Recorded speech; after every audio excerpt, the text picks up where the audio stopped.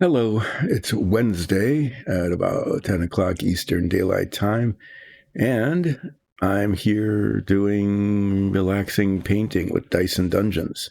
And maybe I'll do some painting today. Looks like there'll be a little bit of painting, um, and then maybe some assembly. And basically, as it says here, what are we painting? At least it's not Monday, because Monday was an unmitigated disaster. What I have here is a lem on a stick. Okay. And what happened on Monday is that I was ready. It looked kind of like this. It was painted a little better.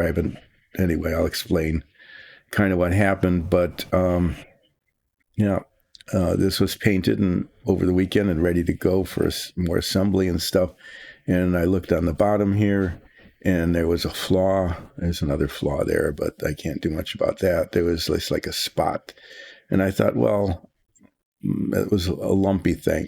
Like the paint had maybe touched something, not quite a fingerprint, but maybe the paper towel it was sitting on, and it wasn't quite dry. And anyway, yeah, it was a flaw, and I said, well, I'll just sand it out and respray it. And then I sanded it out, and that was pretty good. It was nice and smooth.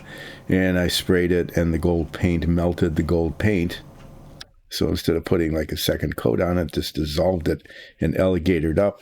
And I thought, that's terrible. Maybe I can wipe it off and try something else. And then anyway, I had to remove the paint on the whole bottom.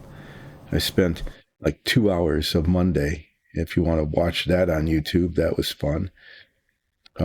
I got to be really grumpy, very, very grumpy.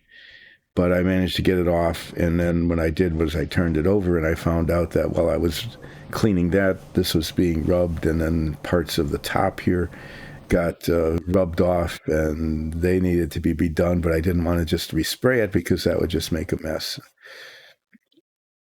Decided, oh, maybe I can reprime it. Anyway, I'm going to spend a lot of time wasting time here explaining what happened on Monday, kind of, talking myself down from the trauma of it all. It was a very no good, very bad day. Yes, it was. So I tested the primer on the gold paint and it worked. It didn't dissolve the gold paint underneath. So yesterday I reprimed this whole thing and painted it. And you'll notice that I didn't really paint the sides of it that well, because the sides are going to get covered in this stuff, this gold colored crinkly mylar. The real lunar excursion module was wrapped. This whole thing was wrapped in that. Okay. And that's how this is supposed to be done. So I don't know how I'm going to do that. I'll, try to do my best. We'll see how it goes. I'll have to, measure pieces and carefully cut them and put them on. And I want it to go all the way up to the top because the seams show here. And if I can get the mylar foil up around these things, then they won't show anymore. So I want to get the mylar way up to the very, very tippy top here and maybe wrap it around the bottom just a little bit. I want to cut the piece that I'm going to be attaching to this a little bit bigger, like this width, but a little bit bigger, like a little more than a 16th of an inch bigger, and then figure out what to do with it later. But I want it to cover. There's enough here to make a mistake. There's enough of that mylar to make a mistake along the way. The challenging parts, besides just getting the width or height, however you want to look at it, exactly right so it just wraps nicely, is there's this bulgy tank thing that on the model cover isn't wrapped. It's kind of exposed. And then there's this shelf over here that will be, somehow will come around and map that over and put a separate piece across, I guess. And then up on the top here, these things extend down from the bottom. So it's like taking just a little little snip, like a little snip into the Mylar so that it can be pushed up around it. I haven't tried cutting the Mylar. I don't know if I can use an X-Acto knife or a Stanley knife or scissors or what will cut it. Yeah,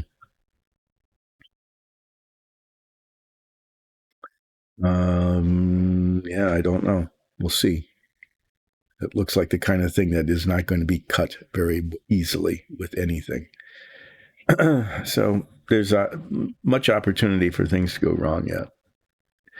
The painting part is this bit here. Okay, on the top is where the rocket nozzle of the ascent stage, the thing that holds the astronaut, sits on top of this. And so I'm going to paint that kind of it's called gunmetal. It's just a dark metallic paint because that isn't gold coated. And then the bottom here, this is where the rocket nozzle of the descent stage goes. And I paint that as well. On the model cover and maybe on the real thing, it's hard. Now, on the real thing, I looked it up. I saw a picture of the Lunar Excursion module. That's in the Smithsonian. They had an extra one. Actually, there were two extra ones because there was supposed to be an Apollo 18 that just never happened. I don't know where that other one went, but the one that they have at the Smithsonian was a test one that they were going to use for practicing in orbit, in low Earth orbit. And they put it in the Smithsonian, and they basically restored it to look exactly like the Apollo 11. And this gold crinkly foil was just wrapped around everything, around the top, even on like the doorway hatch of the ascent stage. So this model is not, this is not a highly detailed exact replica of the Apollos. It's kind of, it's almost like an impressionistic. It gives the impression of being the components of the Apollo structure rather than attempting to replicate it exactly. Even the painting instructions are wrong sometimes. The model that was built and put on the cover of the box, they always have these incredibly well done assembled models that they take pictures of to show you, that just to say this is how it could look if you knew what you were doing and you were, extremely skilled and had all the right equipment. You could make a model that would look like this. And I can't. I don't know if anybody can other than those folks. It's kind of like the pictures you get of food at a restaurant. Right? It's just not. It's not reflective of reality.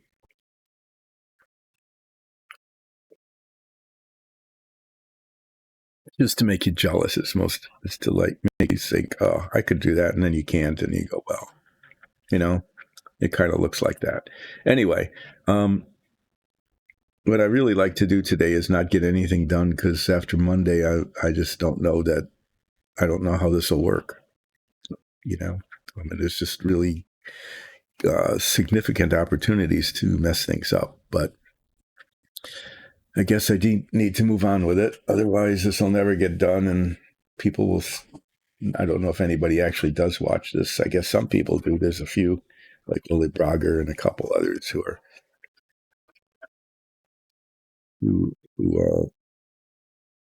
watch the stream. What I'm doing here is I'm getting some instruments of destruction out. At some point in the future, when I start wrapping the Mylar around this, down at the bottom, you can see these little holes. Okay. The Mylar is going to go over those, but those need to be opened up because those are the attachment points for the landing struts. It kind of clips on up here. But this is the only place really where they're cemented into the model itself. All the rest of it is like mobile. They're supposed to fold and unfold. All these little bits, all those little bits are part of the landing struts. So if painting goes okay and the Mylar attachment goes okay, then I'll start assembling the landing gear.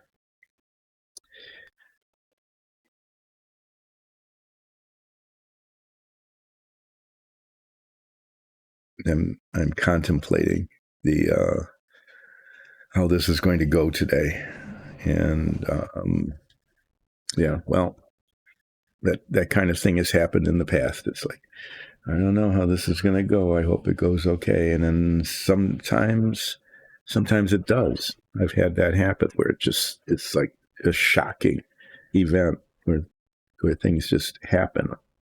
It happened a couple of times on the submarine, and on this particular model, it happened when I put the little doors, the little flap doors on the top of the escape tower. It's like there's no attachment point at all. There's no place to put adhesive. I used some contact cement, and they just went on.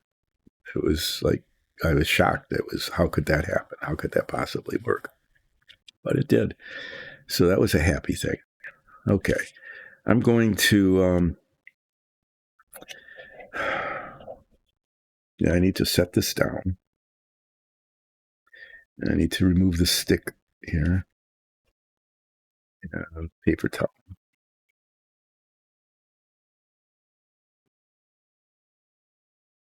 No, that got stuck in there pretty well, didn't it? There. Now it's no longer an Apollo on a stick.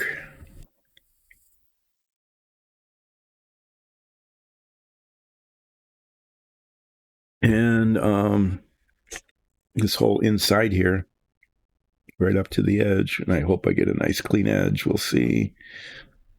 It's supposed to be a nice clean edge. Is going to be painted this color. I'm going to rotate it. When I rotate it to get the right angle, I'm going to rotate it this way because I don't want to be rubbing. I don't want to be rubbing this against anything and rub the gold paint off again because I can't fix it. Okay. I don't know what to say. Everything that's gold on this, on the original, on the real thing, was not painted gold. You know, it wasn't gilded. It was wrapped in this kind of foil. So technically, I think this whole thing on the bottom should be painted silver. But I'm just going to paint the cone. And all these little tiny struts that I showed you in the box in this thing should be wrapped in this rather than painted. So, as I said, this is not an accurate replica of the Apollo system. Anyway,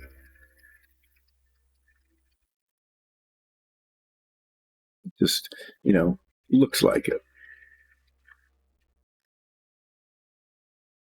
It's a pretty nice model, though. You can get, there are somewhat larger scale models of the command module alone or the LEM alone. Those might be a little bit more historically accurate. I don't know. I don't have one, so I can't make a judgment about it. But this model, I really like this model because it's the whole thing. Okay, from the escape tower right down to the fairing that held the lunar module, service module, and everything. It's just the entire Apollo stack. So it's a really kind of cool model. All the parts come apart. You can, and I've showed this to you before, you can use the model to recreate the flight. You can recreate the entire mission, at least from, the fairing on up. So that's a pretty cool thing. Take my glasses off so I can see close up. And the thing here is, painting the inside of this isn't a big deal. What is a big deal is getting the edge nice. And it's a nice edge on the model. It should be very easy to do that. I hope that that's the case.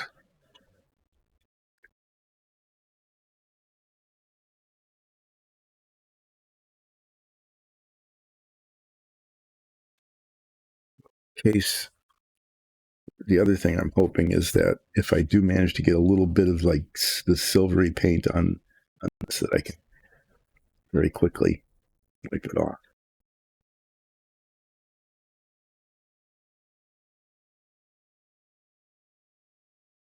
Using a pretty big bristled brush here because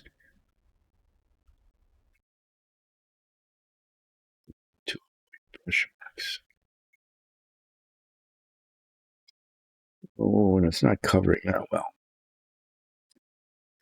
So that means I might end up having to put a second coat on.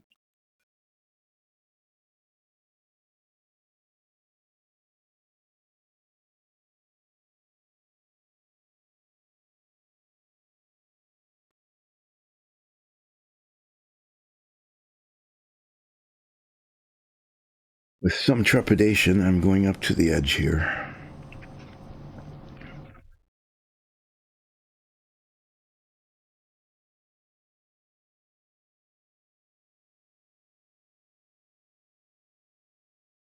It's not. The paint is.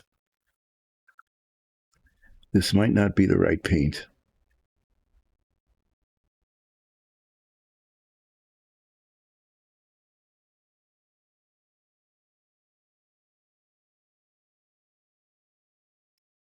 Really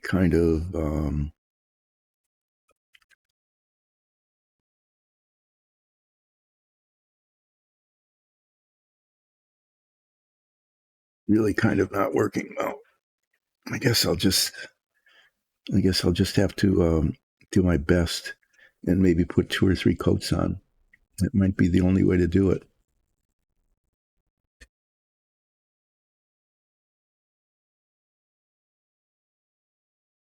It's happened before, with especially like oranges, yellows, and some reds, whites.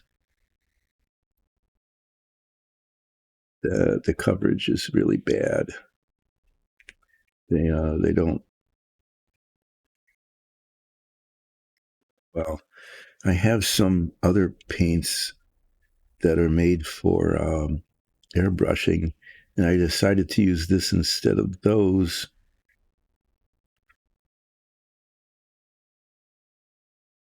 Because those tend to run.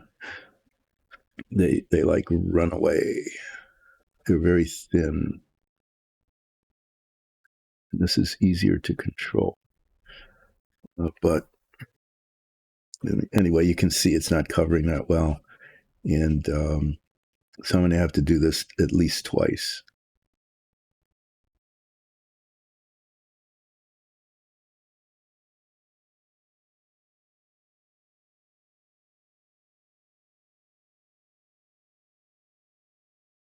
Which is unfortunate.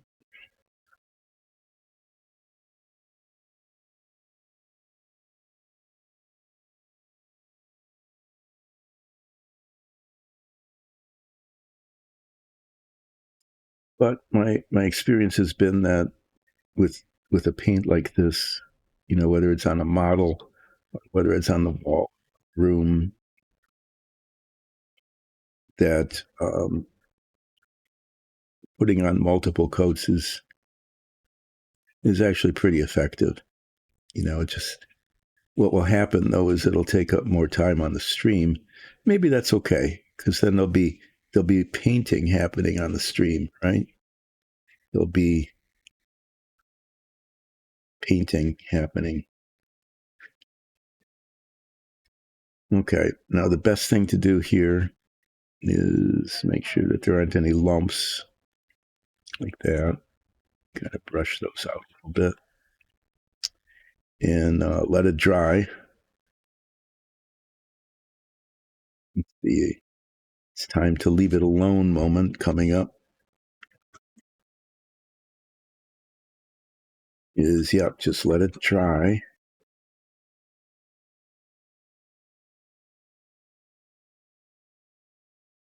And then maybe what I'll do, since this paint is not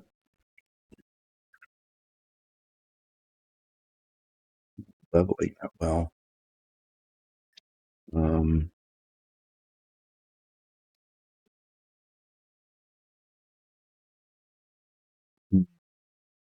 okay, this is going to, I promised myself I wouldn't do that. Rotate it on the towel, don't rate it. Rotate the towel, don't rate it. Rotate it on the towel.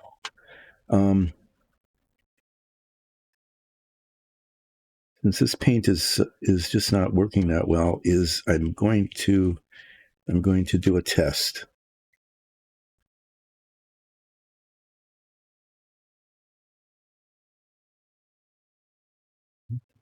Something on which to test this.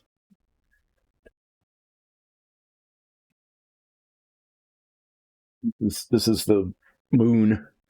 This is the thing on which we landed. This is really not a very good moon thing, but there it is. I'm going to put some of this paint here.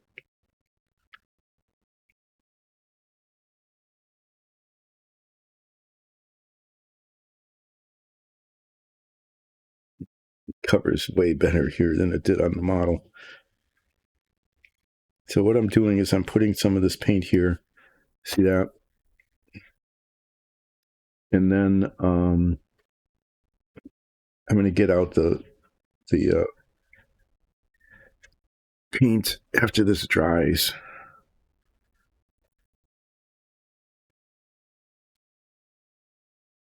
So this isn't this isn't a disaster at the same level as the disaster on Monday, but it's also not good. Okay, this isn't a good thing that happened. Bad thing that happened, but it's not a disaster. Explain what's going on here is this paint that I was using, because it's a little more, it's more viscous, gel-like than the paints that are designed for airbrushing. I thought I would use this, but it didn't cover, and so it looks really scabby, as you can see. It's a little bit uneven, but this is where a rocket nozzle goes, and so I think a little texture is okay. But I want this to dry, and then my choices are to put a second or third coat on this and try to minimize the brush marks. The other alternative is to grab, I'm not going to use steel, I'm going to use dark aluminium.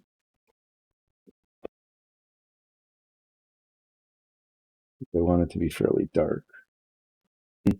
I've got like 8 bottles here, and I'm not finding the one I want. I mean, I know it's here because there it is. From Europe, it's Viejo, so it's dark aluminium instead of aluminum. Is aluminium. Is the reason I put some of this paint on the bottom of the moon is that I want to see if after it dries whether this will cover it well. This would be a better paint for this because it's unlikely to show brush marks. The other option, I have many options here. Among my many options are, I could thin this a little bit. It's still not going to cover very well. I'd still need multiple coats, but I could thin this a little bit, and then it would level as opposed to just blob.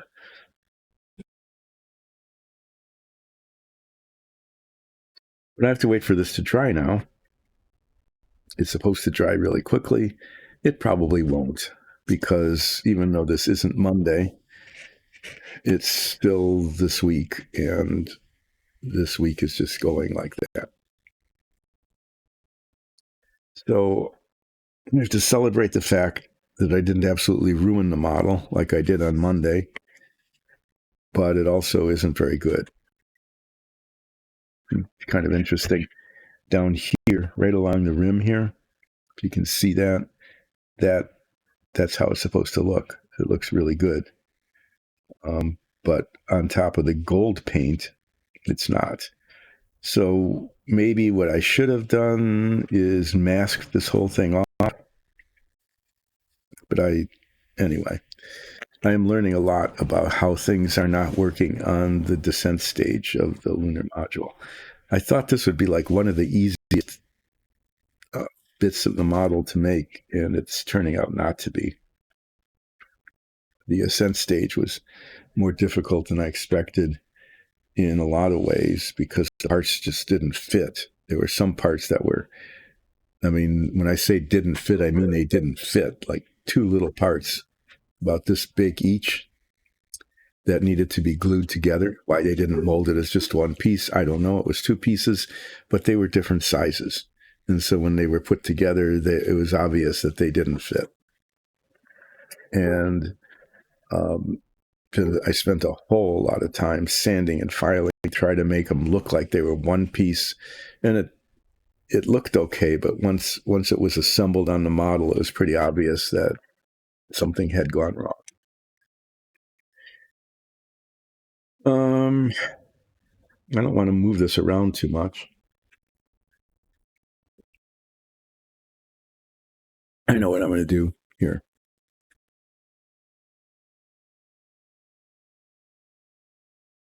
I am whining. I am whining today. So on Monday was an unmitigated, total, complete disaster. Thank you for joining in and asking if I'm doing okay. Today is not that good. For some reason, I was using this paint, okay, which looks really fine here. I mean, it covered nicely. And it showed kind of brush marks, but it was a little streaky, which is fine for the application, which is the inside of this rocket nozzle here. But when I painted it onto the gold paint, as you can see, it just didn't cover. And I'm not really satisfied with the texture of the paint. I mean, on this surface, it was fine, but on there, I'm getting blobs of it because it's really pretty jelly-like. So what I'm thinking of doing, yeah, I'm testing it. This is the official don't do this at home. Is it dry yet? You know, no, whatever. So that was the official don't do this at home thing. So I'm testing to see if this other paint, which is designed for use in airbrushes and is much less likely to show brush marks, even though it still probably will require more than one coat. Oh my. Anyway, I'm trying some things to see if I can make this work. So when I put the paint on here, it covered the gold really well. When I put it on this model, on the model itself, it didn't. It's just going to be that kind of thing. So I'm going to squeeze out a little bit of this paint. I've learned my lesson the hard way so many times.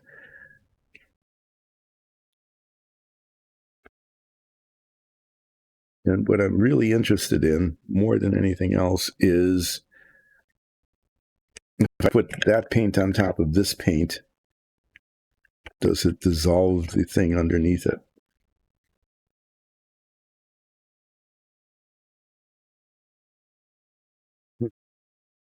Almost the same color, which is pretty good.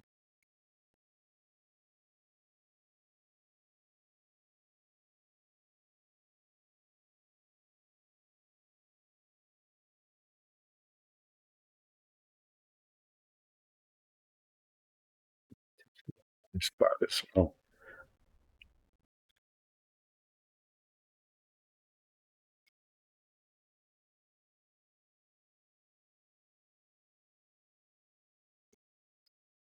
So if you ask if I'm winning, the answer, oh, this one, yeah, this, okay, so this, the problem with this stuff is that it kind of shows bubbles. So I have to be careful in brushing it. Okay, I'll let that dry.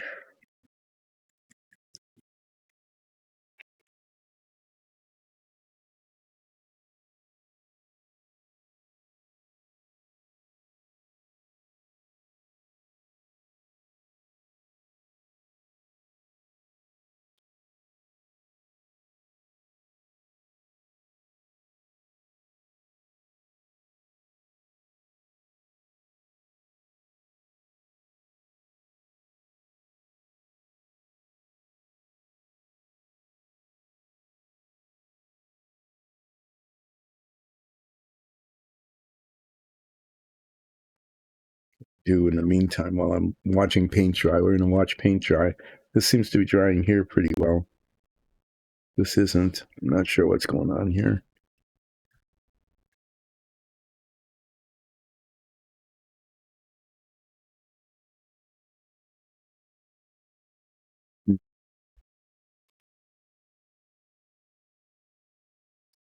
Okay, it looks like this will work.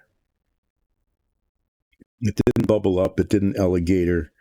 It didn't slough off. So that's what I'm going to do is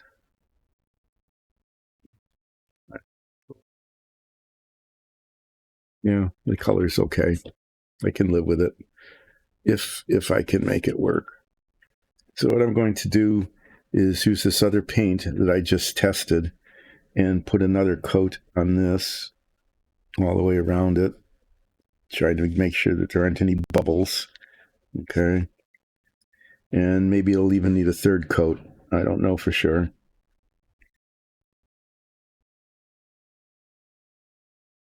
Remember to use the paper towel to rotate it and not rotate that on there, because I don't want to abrade the paint off the top.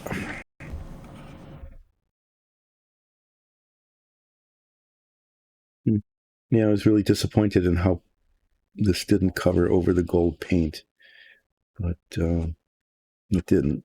I'm going to let this dry a little bit longer. I don't want to. I'm not going to take chances today. I am going to be very cautious and slow and deliberate and boring and everything else, rather than, get impatient. I could get impatient and just have a repeat of Monday. I don't want to take all the paint off of this and start over. So let me, what can I do in the meantime? What I can do in the meantime, while this is paint is drying and we're watching paint dry, and I can move things around so that they're a little bit less in the way in one place and more in the way in the other places. Show you what's happening with this model. Is the thing I'm working on now is this. This is that.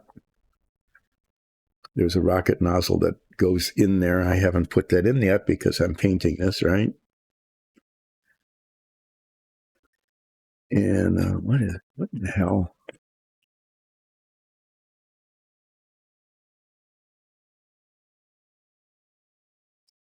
Yeah, don't do that and get oils all over it. Oh, yeah, stretch. Actually, I could sit up a little bit and stretch. That's a good idea. Yeah. So anyway, this is this. And before I do the next step and start attaching the landing gear bits, I need to paint the nozzle area here silver, and then there's one on the top. This little square area. Maybe you can see it in this picture. This be painted as well the same way. And then all these little bitty bits of struts, okay, need to be snapped together because they're designed to fold up and unfold. And I tried that before, and they don't really fit, and it's brittle plastic. It's not flexible. It's not like metal that's springy or anything. Yeah, it's actually kind of there's actually a really good chance this stuff is going to break.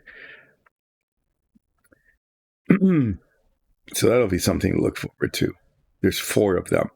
So the odds of getting all 4 of them put together, seriously getting all 4 of them put together and having it work, begins to look infinitesimally small.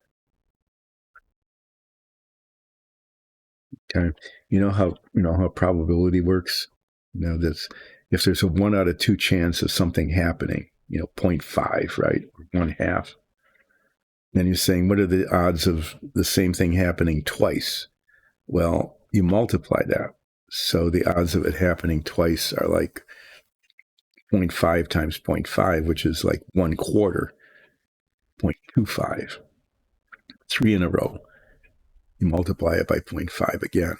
And each time the odds, the odds of success or of that event occurring in sequence, one after the other, after the other, after the other, just starts becoming vanishingly small.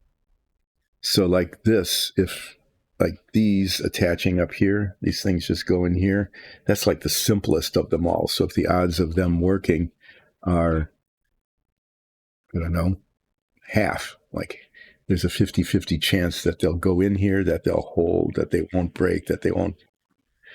The odds of all 4 of them is 0.5 times 0.5 times 0.5 times 0.5. 1/2 times 1/2 times 1/2 times 1/2, so 1/4. And it's like you go from 1/4 to 1/8 to 1/16. So there's a 1 in 16 chance that I'll be able to get all 4 of these in and not break anything, and that they'll actually fit well and not just flop out. Okay. And then you look at this one. Okay. Putting this thing into this round bit into that socket. I tried to practice one of these. The fit is next to impossible. This is too big. This is too small. Forcing it would take this little hook and break it off. So I'd say the odds of one of these working is maybe like 1 out of 5. Okay. I'm hoping it's not that bad. Let's say it's okay. 1 out of 3. I'll give myself a really good odds. 1 out of 3. But then having that work 4 times, okay, is 3 times 3 times 3 times 3. So it's 9, 27. 27 times 3 is like, I used to know this, like 781 or something. 27, 3, 1, 2, 80. Yeah, like 180, like 2%, 1.5% chance of this all being successful. And so you take the odds of this and the odds of this and the odds of this all actually working. Okay. I'm going to give myself like 1 in 1,000 that this is all going to come together and work well. So maybe you can do some arithmetic. I used to be able to do that in my head, but now I can't anymore.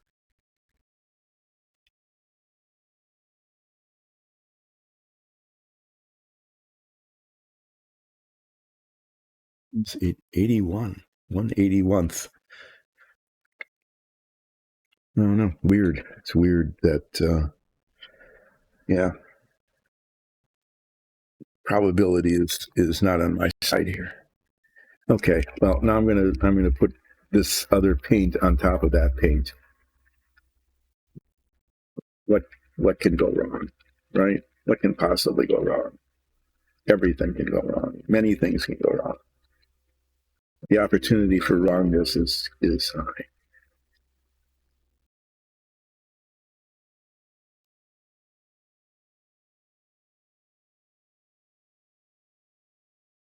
You can't see it or hear it, but there's this little vortex spinner here that basically shakes. It shakes the bottle. It's like the paint shaker at a hardware store when you buy paint.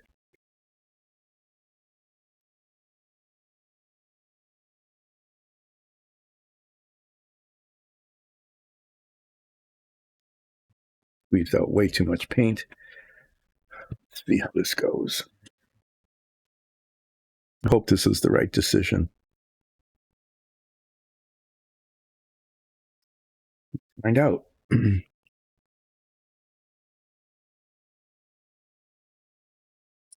Well, it isn't any worse.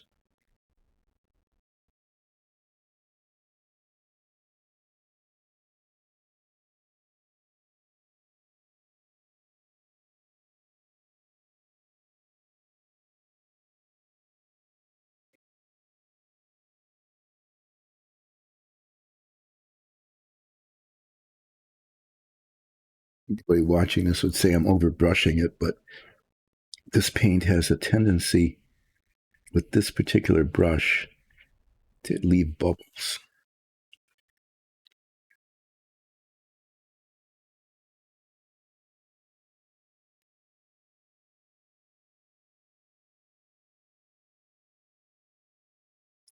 Okay, what I really need to do is be patient, especially up here at the top.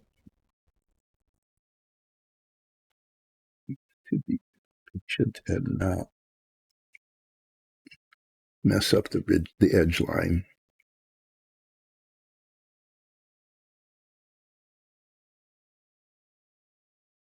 You know, I've got like 100 times more paint here than I need.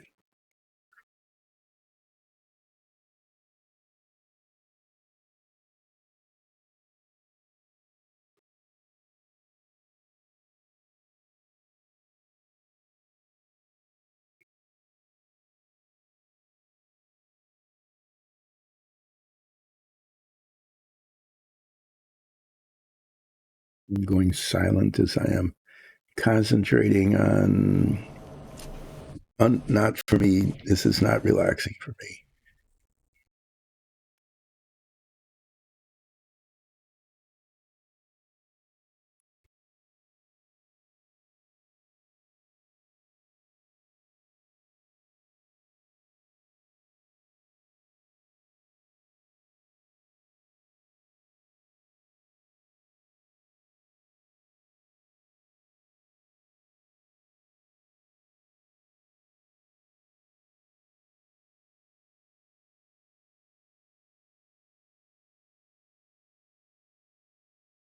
No, it looks like other than wasting a lot of paint, by squeezing out way more than I needed. Okay. A couple little bubbles.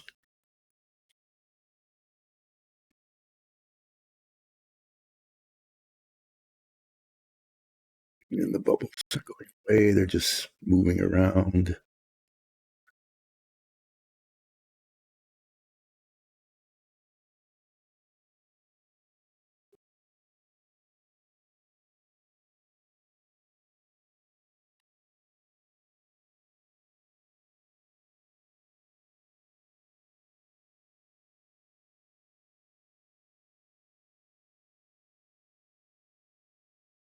Bubbles disappear.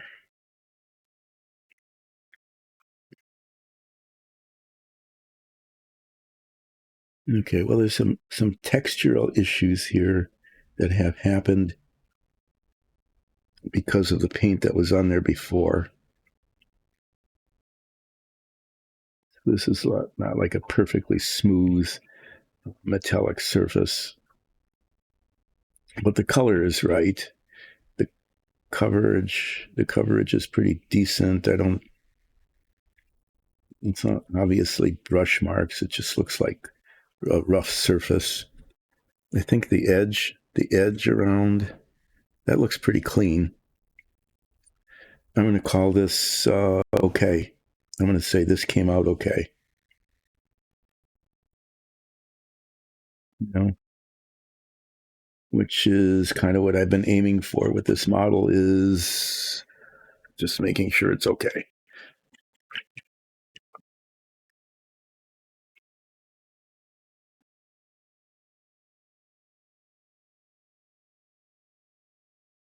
That's kind of a relief, is to have it be okay.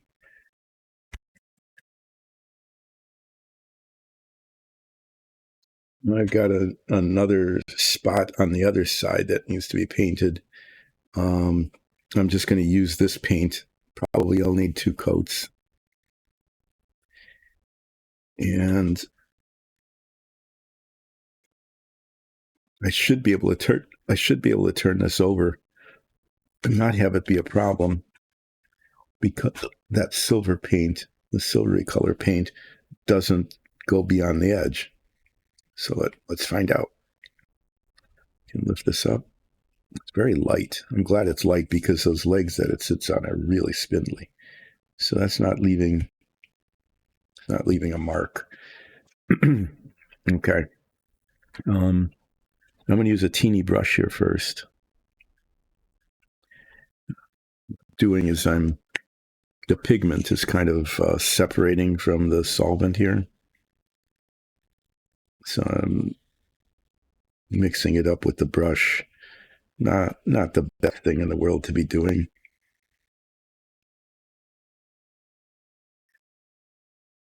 And I'm going to use this little bitty brush.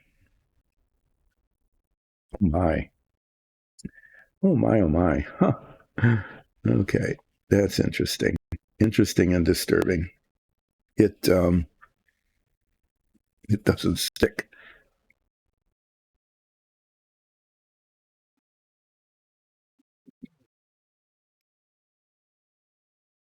I'm going to have to do what I did with the other one. I'm going to have to put a coat of that other paint on that I didn't like and didn't cover, and then paint over it with this, because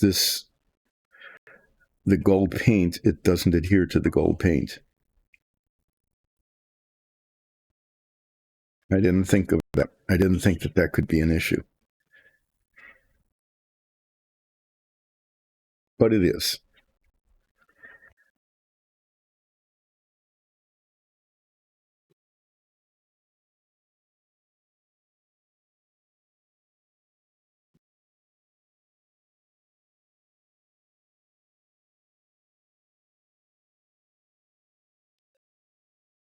I don't know. I just have to laugh. It's like, what could possibly happen?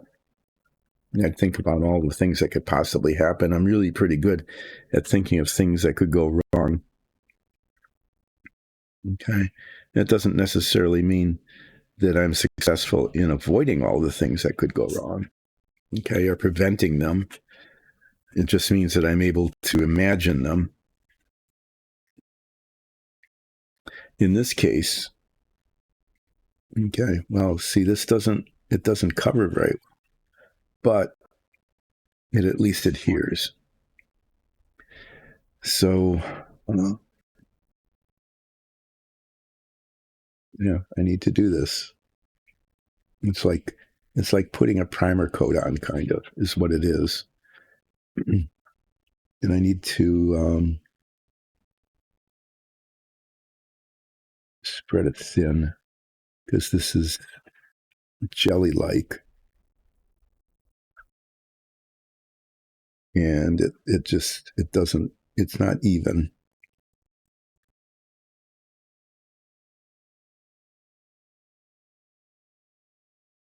So the intent here is definitely not, this is not an effort to paint the surface. It's just an effort to coat the surface with a thin, hopefully fairly even coat that will serve as a primer layer to allow the adhesion of the other paint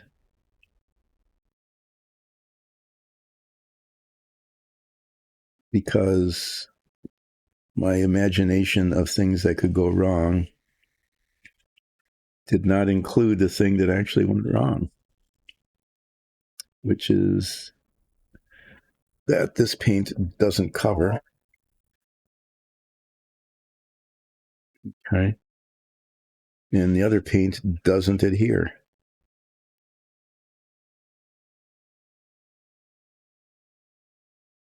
Truly amazing turn of events.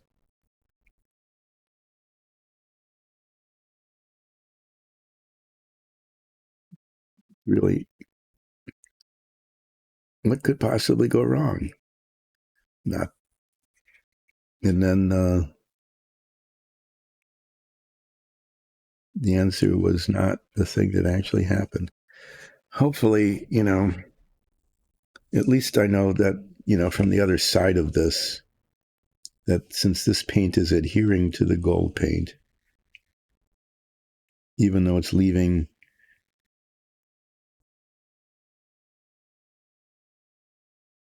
screwing up the surface, it's leaving a texture like brush marks and lumps and stuff, and that I'm just going to have to live with that, because the alternatives would be like to mask this area off and spray some primer on it. I mean, if I were going to make any money on a model, like if I were modeling this for somebody and they were paying me hundreds of dollars, thousands, I don't know how much, given the amount of time that goes into this, some obscene amount of money, I would do that. What I would do is that I would mask this off, carefully mask it off, and then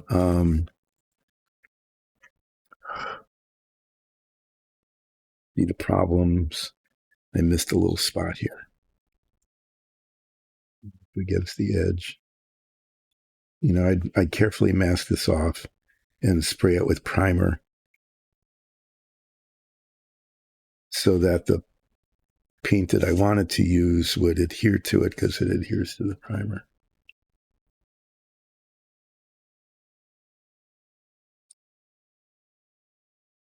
But I'm not getting paid hundreds or thousands of dollars to do this modeling. In fact, I'm getting paid nothing. That is, unless you go to patreon.com/Dyson Dungeons, patreon.com/Dyson Dungeons, and become a patron. And you can pay me ones or even tens of dollars, like ones of dollars, to become a patron and help support this, whatever this is that's happening here. Yep.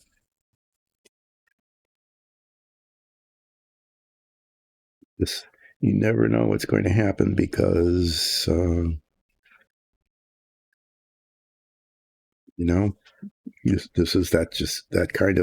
this is just that kind of painting show. You just never know what's going to happen. And it is almost always a surprise. And it's almost always not a good one.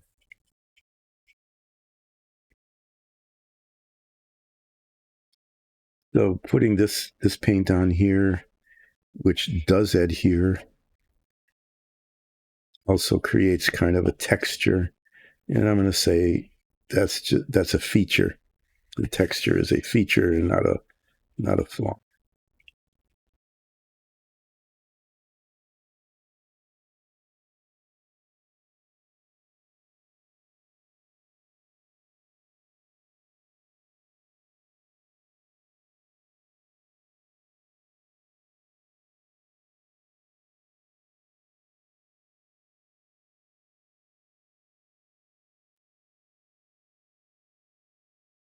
I shouldn't do this, but I'm going to. Because there's too much paint there. This is where I tested the paint to see if it would adhere. And it did, but it left a big blob. So I just wiped it off. Why not? So that I can do this, which is to have little blobs, not a big blob.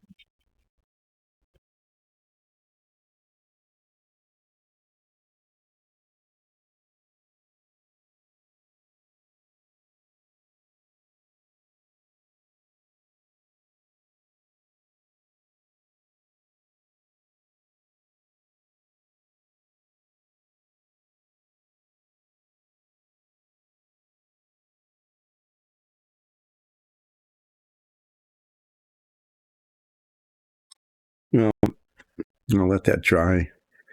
I'll try to clean these brushes, and then I'll pull out the dark aluminium after it dries and see the other side.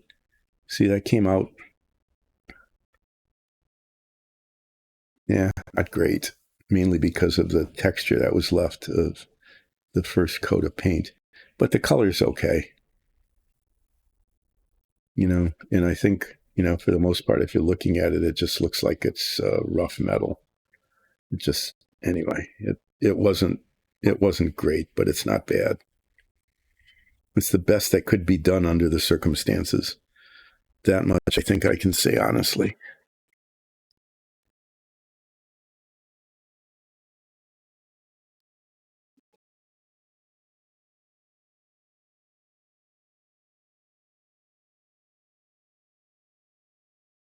After this dries, and I say, okay, it wasn't great, but it's okay.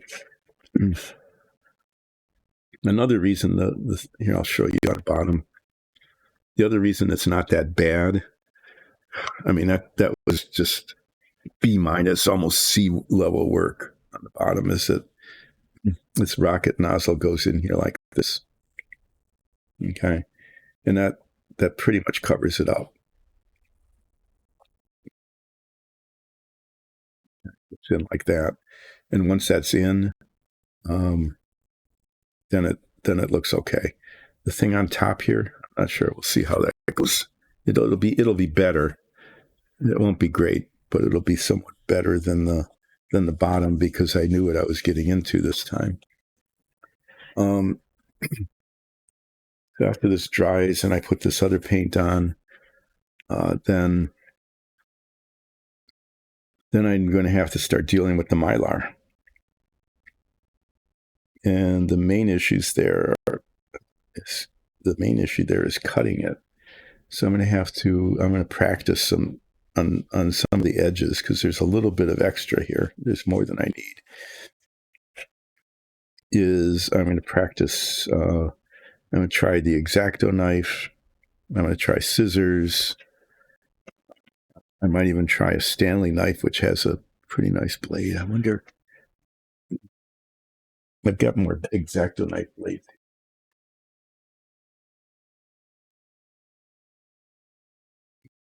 Some of these haven't been used, so they might still be sharp. Maybe.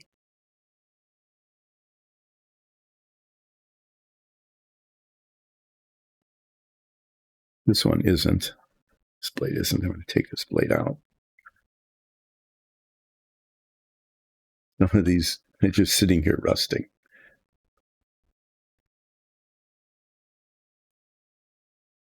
So you can see that that's all gummed up. What I'm thinking is that a blade like this, it's new and it's rounded, that might really be good for cutting. Just thinking that might be the case, that this one might be good for cutting the Mylar.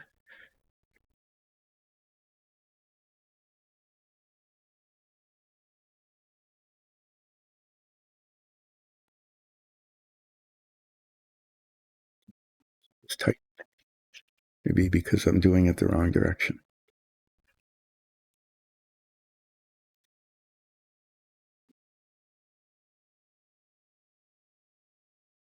There we go.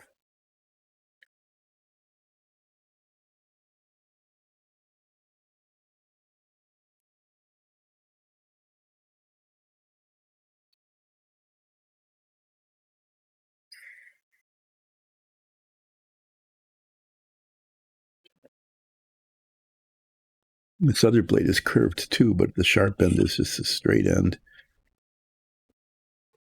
This whole blade set, I mean, even something like this, it hasn't been used. It's been sitting around for so long that they're rusting. Might be time to just start over with this stuff. Okay, so there's a potential there. I need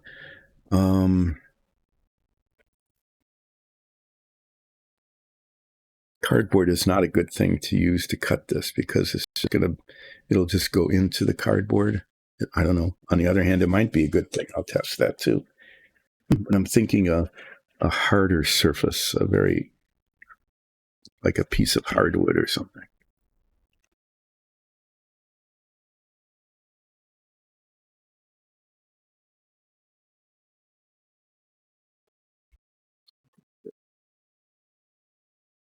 This is a ruler that I'm going to be using to measure the Mylar. It's got also like these little millimeter marks on it. I'm going to use millimeters because I need to be precise. But on the, I had never really turned it over before.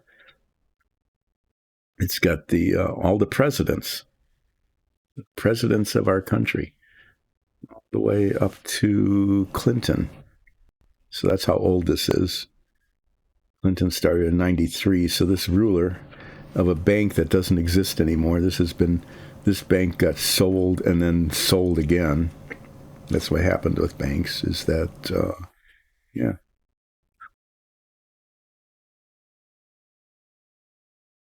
So up to Clinton, these are how many presidents I've lived through.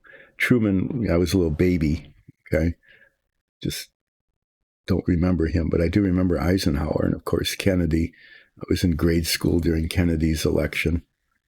So all of these guys, all of those years, yeah. And then past Clinton, there were more presidents. There was another Bush, and then Obama, and then Trump, and then Biden, and then somebody new by the end of the year. Well, that was interesting. I didn't know that they were there, these presidents. But this is the important part is the millimeter scale that I'm going to try to use to accurately cut things. This is probably, should I stick my finger on it? Yeah, why not? I'm going to let that go just a little bit longer. In the meantime, I'm going to be back in just a second.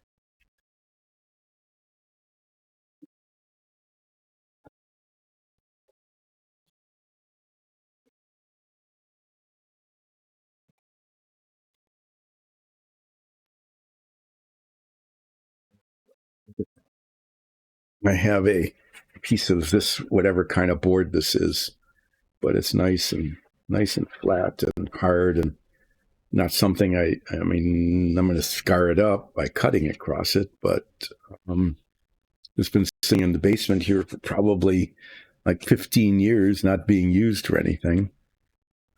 And I know I can get more of it if I need it. Ovid hasn't needed. So when I start practicing cutting the Mylar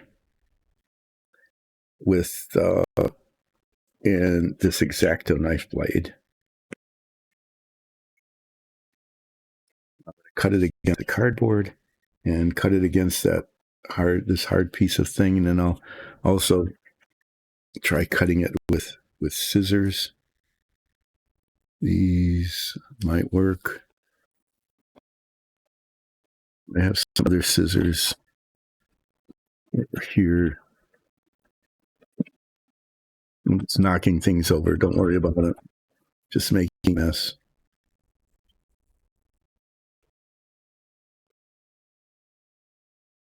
They're clamps. These little tiny curvy scissors, you would think that those would be really good. Well, this one's no good because the tip is all bent. This tip, what I'm looking for is when the Mylar will come up to the surface, and then there's like a 1/16 of an inch here where it needs to kind of wrap around the strut. So I'm thinking what I'm going to do is just cut a little notch in it, and I'm going to, hopefully the points of this scissors might work. We'll find out. If not, I'll have to use the tip of this knife and just nick it a little bit.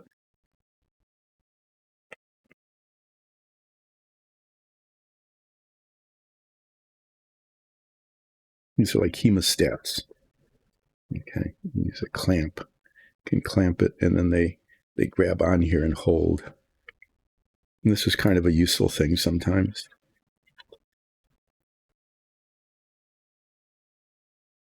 I've used this before. It's kind of cool. It's a spring-loaded clamp. It holds. It doesn't hold really tight, but for little parts, we want to grab it and hold it, but not have to squeeze it with the tweezers and hold it that way all the time. This is a good thing for that. So anyway, there's some tools. I have some tools here that could be used for something, maybe. What I need to do now is I need to put this other coat on this. I think that paint is still good. I'm going to use a toothpick here. This is my stir stick. Here's the paint. You just stir it up because the pigment and this is a metallic paint, and the pigment settles the metal particles, the tiny little metal particles, settle out. That's why it looked really dark at first, because they all settle down to the bottom. And then the pigment kind of settles out of the solvent as well. But it's very thin. There's a lot of solvent in it because it's designed for airbrushing. And so there. Okay, so I'm going to go through the same process of using the little brush to paint around the edges here.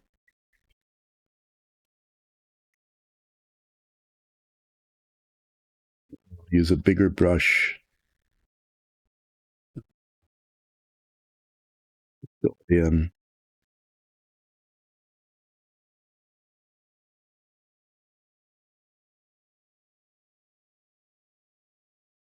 This is the relaxing painting part of the stream today.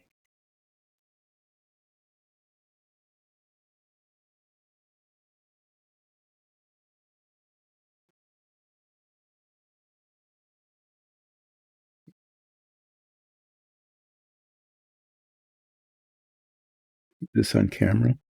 Yeah, it is, huh? Look at that.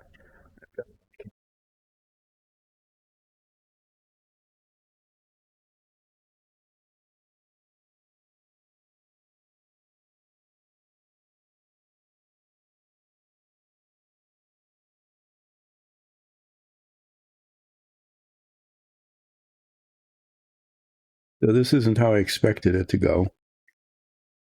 I expected the first paint I used, the marble paint, would provide better coverage. And it didn't. So it didn't cover very well. And it was because it was so viscous, it just left lumps. It didn't level. And usually I've just used that paint. It's like to paint detail on minifigs, or sometimes to paint like the door handle on a door or something, just tiny little spots instead of a big area like this. So the viscosity of it was actually a benefit because it stayed put. What I mean is it didn't flow very much. So when I put it down on a surface, it stayed there. This particular paint is very thin, and so when painting things like door knockers on a door or tiny little rivets or something, it flows too far. It has a tendency to leave the spot where I put it and flow into other spots where I didn't put it. So bubble. Yeah. And so the paint I used first, but I never had problems with coverage because it was covering tiny little spots like a millimeter square, okay, or maybe even smaller. Basically, itsy bitsy little dots.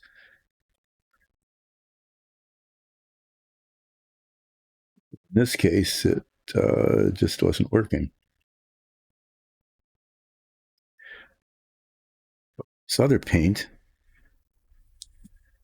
flows a little better and doesn't leave lumps all over the place. But to my surprise, it didn't adhere to the gold underlayer.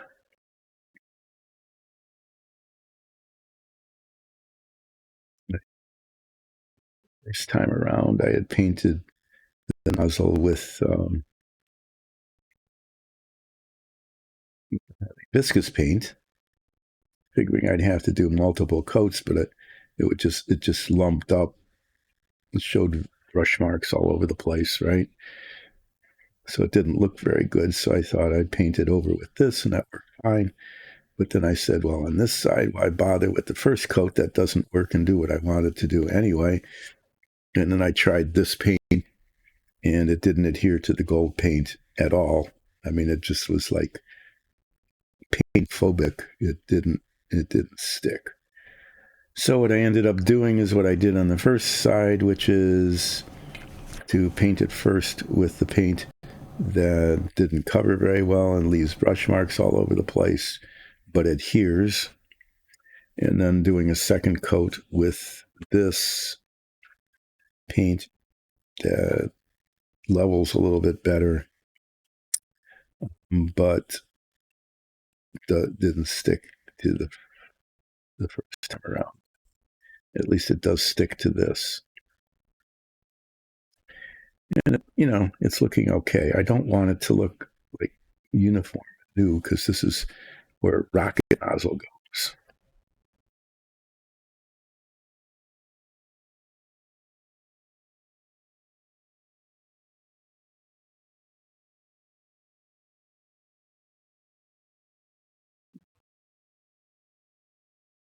Really, maybe I should use the bigger brush on the inner part of this. I don't know. There again. Metal is settling.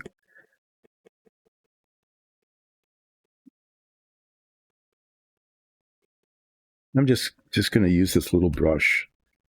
Just do this. And it'll take a while to do it, but it's working okay. I can get into the corners. It doesn't leave too many bubbles. The bigger brush leaves bubbles.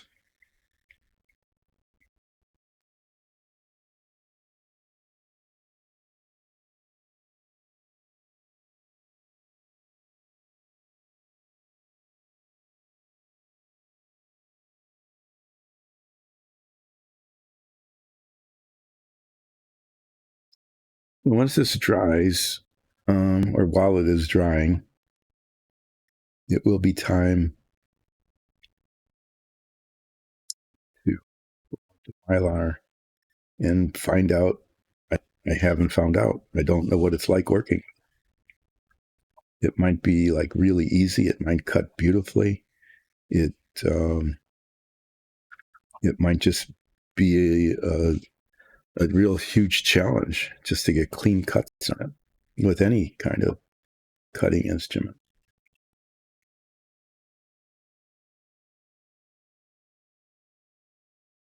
This will be an experiment, I guess. It'll be a test. It'll be, I don't know what'll happen. Let's all find out together. Let's be relaxing. Let's be like almost everything else and just be, I can't believe it, that it is going so poorly. I didn't expect that to happen, or I can think of all sorts of things that can go wrong, but not that.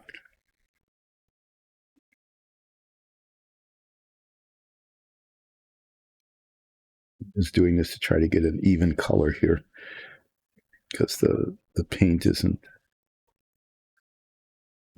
might be more even when it dries.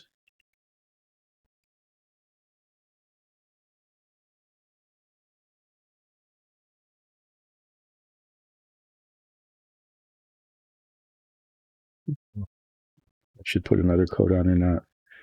I'm not sure.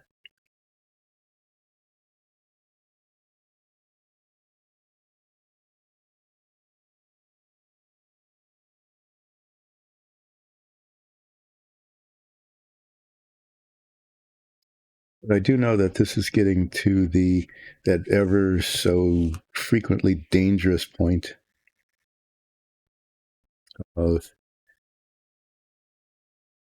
it's good enough, just leave it alone. If you mess with it again, something bad will happen.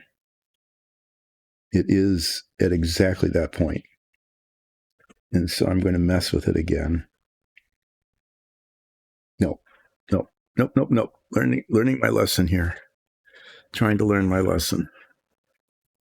It has happened way too many times that it's like, oh, just this one little touch up. Oh, this will make it look better. Oh, this will be the difference between a B and a B plus.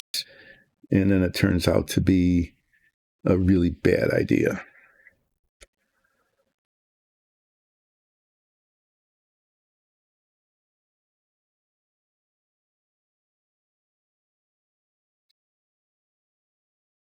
How are we doing on time? A half hour before break. Okay. Just enough time.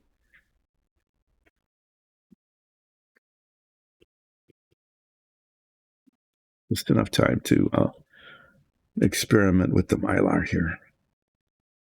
I'm going to take this, look at this again and say, that's okay. We'll see how this turns out. And maybe there. Okay. This is one of those leave it alone moments, and I'm not going to.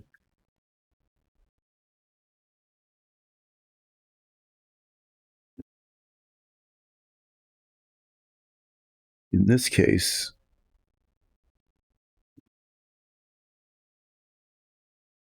it was a wise idea. It turned out okay. It was just, there were bubbles in it, and it's still, there's some, the surface isn't smooth, but it's mainly due to the undercoat. But that little bit of brushing with the big brush actually improved the way it looks.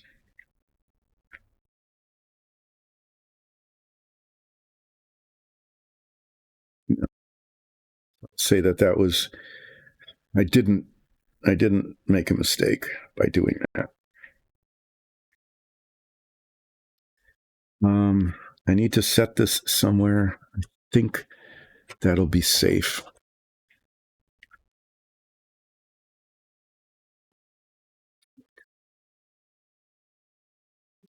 I rotated it, and by rotating it, I saw. No, that's texture from the undercoat. There's nothing I can do about it. I thought they were like bubbles in the surface, but it was that viscous paint I put down first to make sure that this paint would adhere. Okay, I've got this Mylar here. I've got paint that I can spill on it and ruin it. I've got water that probably won't hurt if it does spill. I've got brushes that are in the way.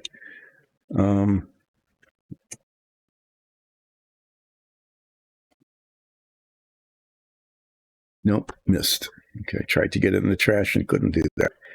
So this is the gold foil Mylar. It came with the model kit. Okay, it's really pretty cool. It actually looks like the stuff on the real Lunar Excursion module. It's probably the most authentic looking thing in the entire model. It's, oh wow, it's not Mylar. It's actually a foil. Ooh, that's going to make it, I don't know. It might make it easier to work with or harder. I'm not sure. It even gave us this little stuff here to protect it. It's all crinkly. That's actually how the lunar module looked. I mean, the gold foil that they put on it was all crinkly like this. So this is very authentic crinkliness.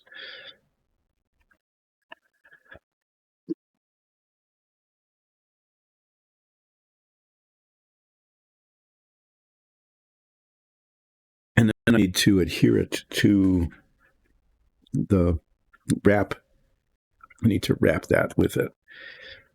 And I am going to, you're probably going to laugh at this, but it's what I'm going to do. I'm going to use rubber cement. And I'm going to do that because, it sticks. Okay. It'll stick and it'll hold well enough as long as no one peels at it. But then again, if something goes like really quite badly, I can't peel it. I can pull it off, hopefully without damaging it too much.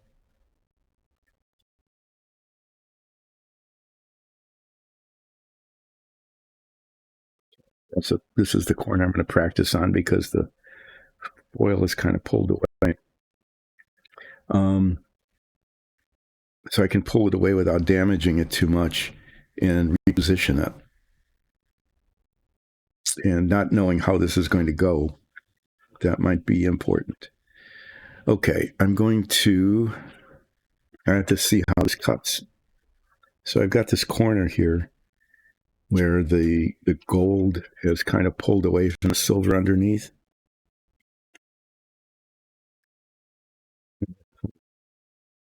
Let's see, scissors. Oh, and they cut nicely.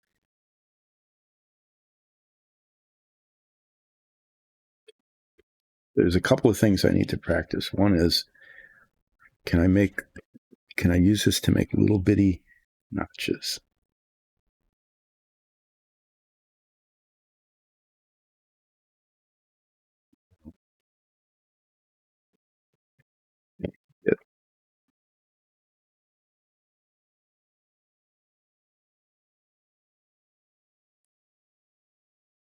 And what I'm looking at is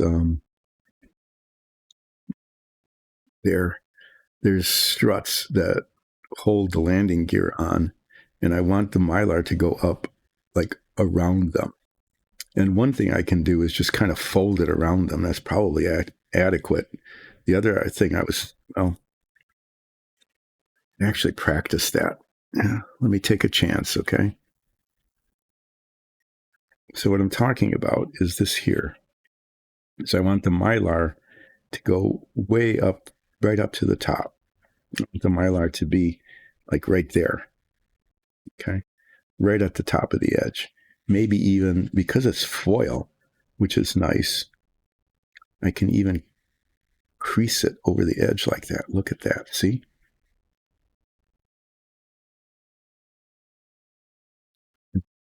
Just make it a little bit bigger and wrap it over the edge. And because it's foil, it'll hold the angle. I want it to be kind of like that, like a 32nd of an inch, maybe even less than a millimeter, but about that. So here,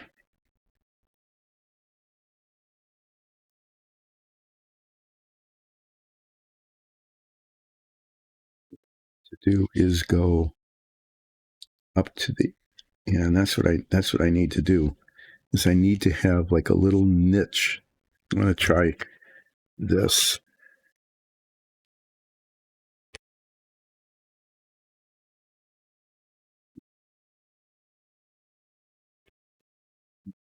You can see that, but I want a little bit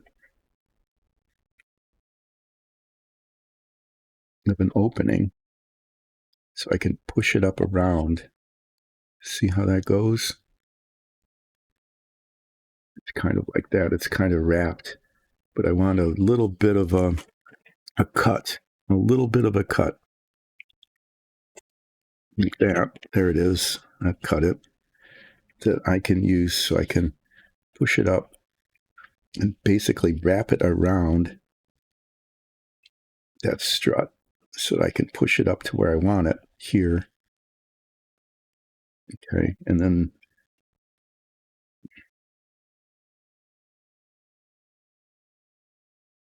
feel deeper than that. Okay, well, that strut's actually bigger than I expected it to be. Bigger and deeper than I thought it would be. It looks small. But I want to be able to wrap around it and then up over the top and have that fraction of a millimeter wrap around the top like this. Just so it comes up over the edge.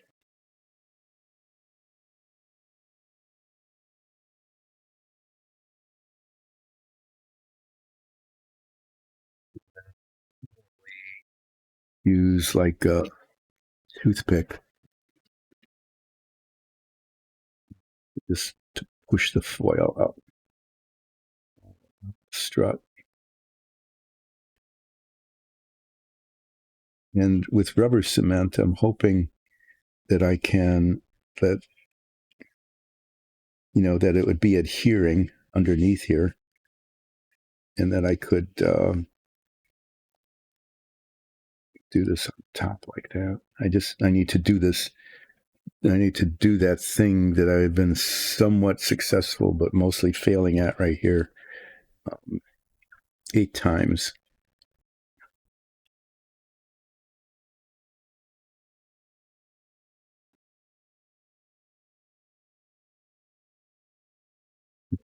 To wrap the top of this.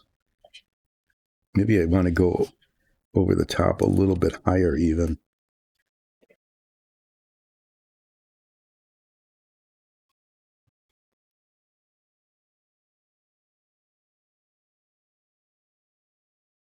I was talking about like a fraction of a millimeter, but I'm thinking more now like just push it up like a 16th of an inch, like that much.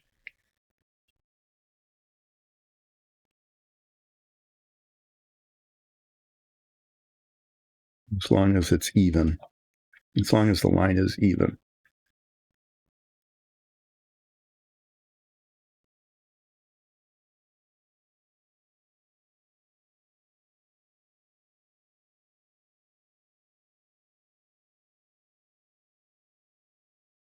I think that looks okay. If I can get it so that it's just even across the top, all the way across and all the way around.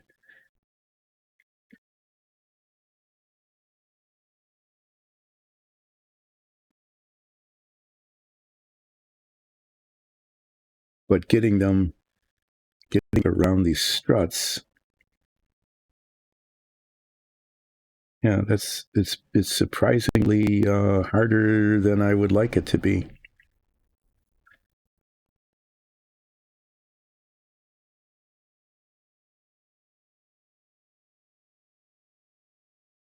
I was thinking of using, trying to wrap as much of this seamlessly as I could, with just like one piece that would go like all, like this whole width, right? Like that wide, all the way around. But boy, this is, the bottom isn't that big a deal. Because it's just like that. I can wrap it up to the edges of these little things here, right? It's the top that is difficult. So then the question is, what if it's too long? What if it's too long? Can I cut this like this?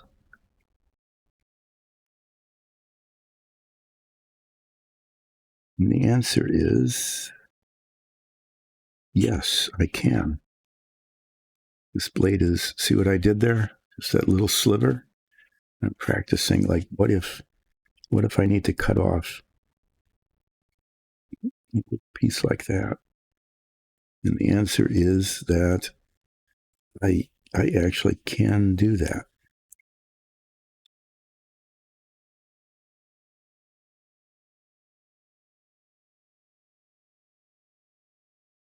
Okay, so what I found is that wrapping it around these struts is going to be more difficult than I expected.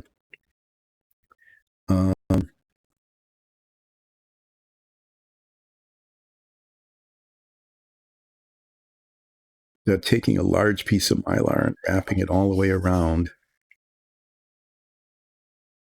and it would probably be like this much. And I mean, I could take a long piece, the long length, and have just like one seam. This would wrap more than halfway around. Um,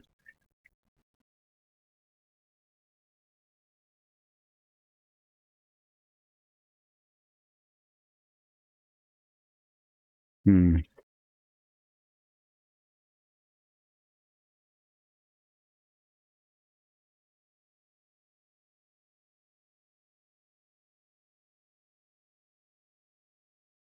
I think I might just live with seams, as long as the seams were like straight and really straight. There's going to be at least there would be at least two seams if I could take this entire length. Hi, the repainting. Now let me show it to you. The repainting came out okay. This is the bottom is the part that was really badly done, and I ended up with just a little bit of a scar there. But after taking the paint off and repainting it, it came out okay. And then I was able to hit and miss. I was able to get the silvery color on here. I had to try two different kinds of paints. The first paint was just it left an uneven surface and didn't cover, and the other paint that did cover didn't adhere to the gold. So I was able to get that done, and then this is the top too. This is where the rocket nozzle of the ascent stage attaches, and these are totally inauthentic little tabs of the ascent stage that don't exist on the real model. Go in here to hold it on. I've been playing around. I started to play around with the Mylar here, except it's not Mylar; it's foil. It is foil with the gold color on the other side that is authentically wrinkled, just like the real thing. And I've been practicing cutting it and looking at the challenge of putting it on up here on the top here. It has to wrap around these struts. So I've been practicing different ways of doing that. And I think because it's foil, it actually bends and holds the bend. Have a good meal. Oh, and I hope your foot's okay. When you get back after break, tell me how your foot's doing. Because I know that can be pretty painful, foot surgery.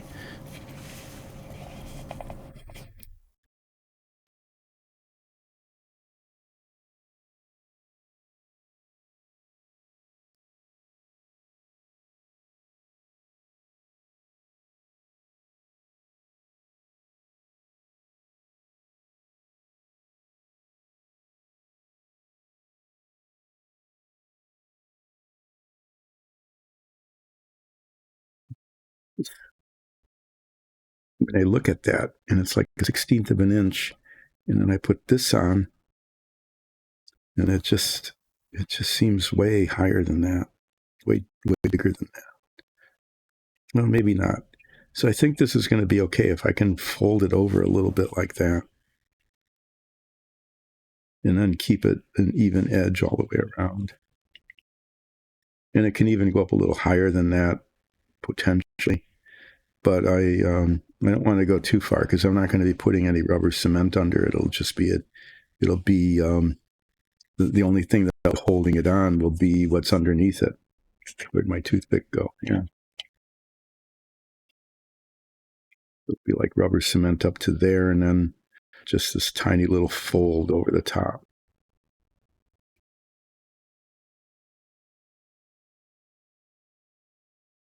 It would definitely be a lot easier if I went, but it wouldn't look as good, I don't think, as if I just went to the bottom of these struts.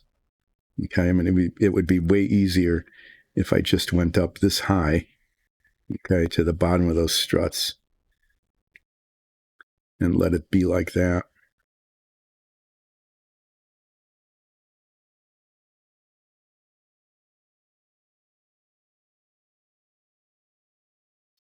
You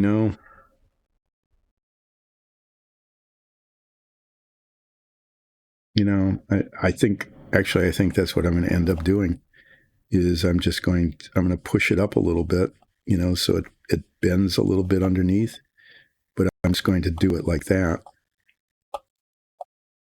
And it'll go, instead of folding up over the top a little bit, it's just going to go up to the edge. And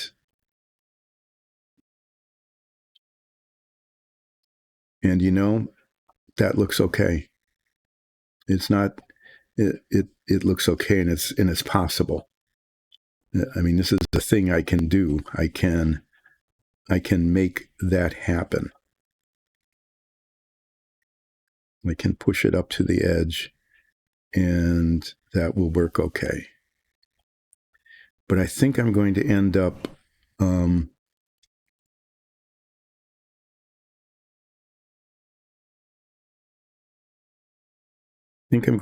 having to work with smaller pieces. Just, instead of trying to wrap this whole thing with just like two pieces, I think I'm going to have to apply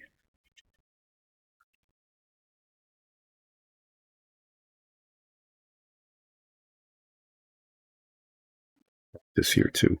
This is going to be an issue. It comes up to this thing. This would look better. Yeah, this would look good if it's wrapped like it should be. On the model box, they put it up to this and left this exposed. But I'm going to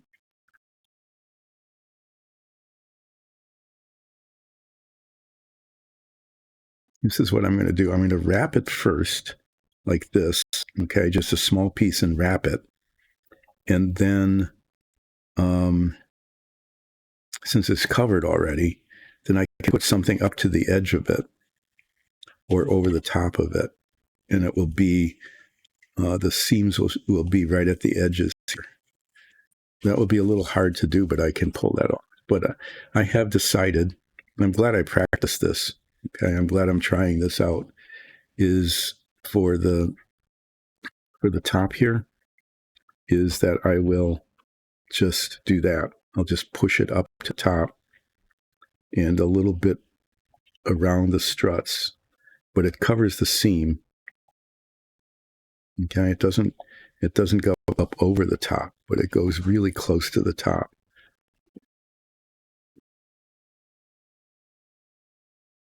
When I'm putting this on, I'll have to start at the top and then work its way down. And what I may end up doing is I'm going to try to cut it so that it extends just a tiny bit along the bottom here. So if I were to measure this, which I'm doing now,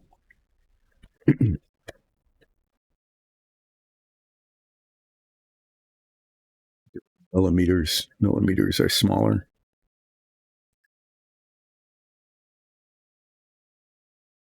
It is 35 millimeters, okay, from top to bottom, but I'm going to cut it 37 millimeters because there might be, some wrinkling or something, and it'll give me maybe it'll give me 2 millimeters on the bottom, and I'm going to fold that over.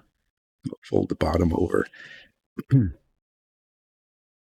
most important thing is to get it, because this is what shows, is to get the top even and cover the seams in the bottom seam. And if I can fold it over, it should be okay. And some of the little challenges is I'm going to cover this. I'll just put a little piece on the top of that first. Okay. Fold it over, cover the rest of this, and have it extend a little bit on either side. And then I can just cut away that. And this part here, the way that's going to work is that it's just going to go right up to the top, like all the way around. And down at the bottom here, it will fold out and then over, and then I'll probably put a piece across, just to do the covering. I think I can pull that off. And then here, where it goes over a hole like that, okay, is I will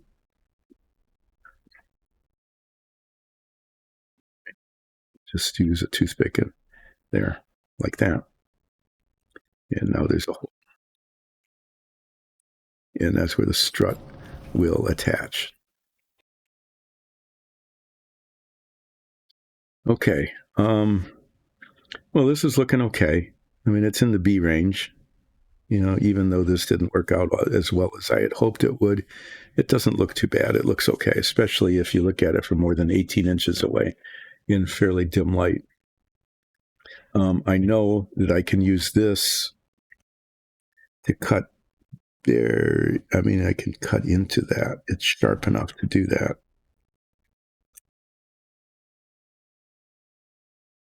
And I probably can use that to cut a nice straight line as well. And I will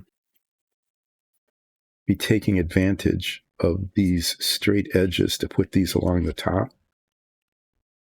Okay. And hopefully, like if I measure it very carefully and then put the ruler down, I can get a nice straight edge too. So after break here, which will be happening, the break will be happening soon. Having practiced now,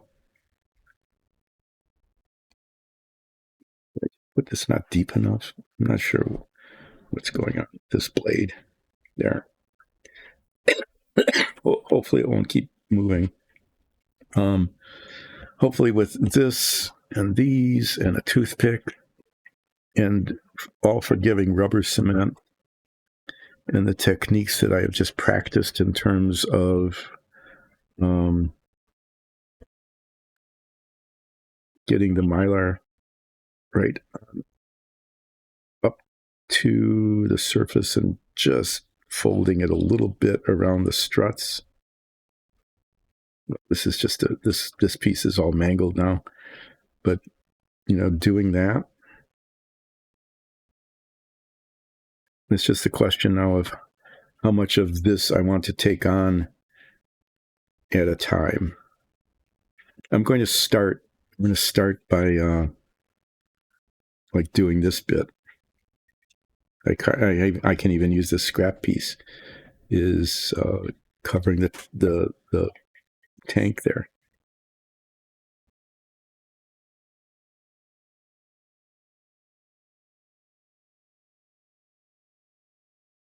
And I'll start with that.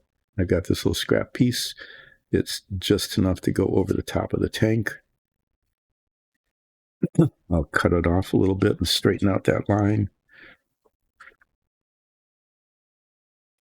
So I'll use this other side because this is straight. Rubber cement that on and fold it down around the edges. And I'll take another piece and wrap it around.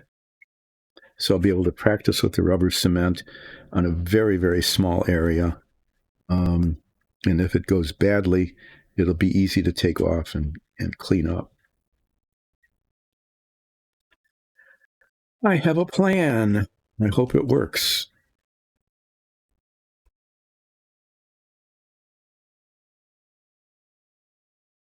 Yeah, I do. I really hope it works. We'll find out. So, what I have accomplished today so far.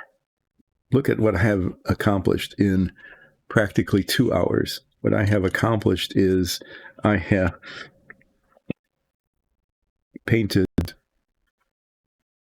rather, sadly, but done this and that. How could I possibly have taken 2 hours to do that? Well, that's not fair. An hour and 3/4, hour and a half, maybe. I don't know. I managed to use up all of that time getting that done. But I also managed to practice, playing around with this foil.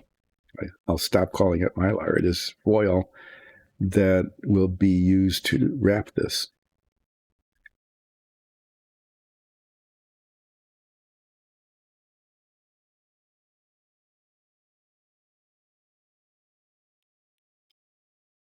Yeah, I think the vertical seams will be okay, especially if I can kind of line them up.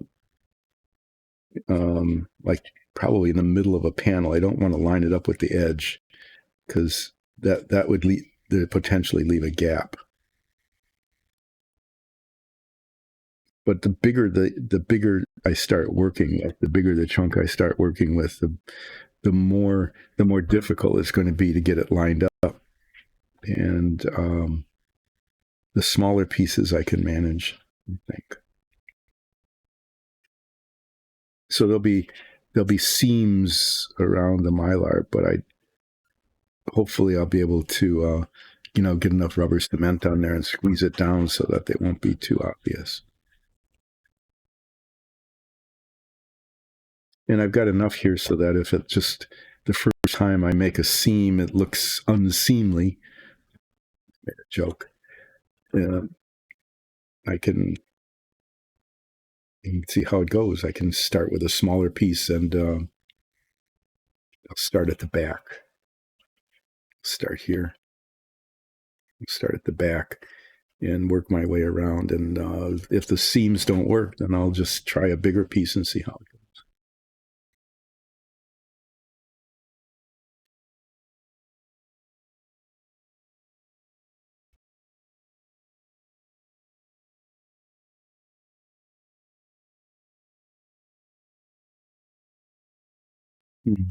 Maybe I don't know. I might be brave.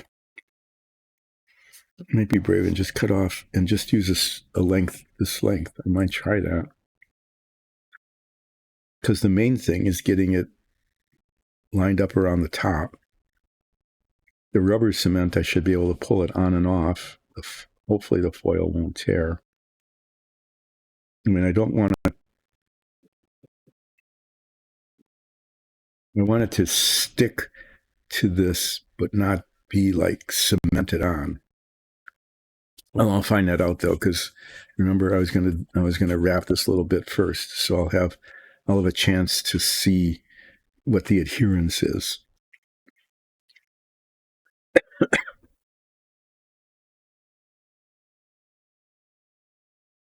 Okay, what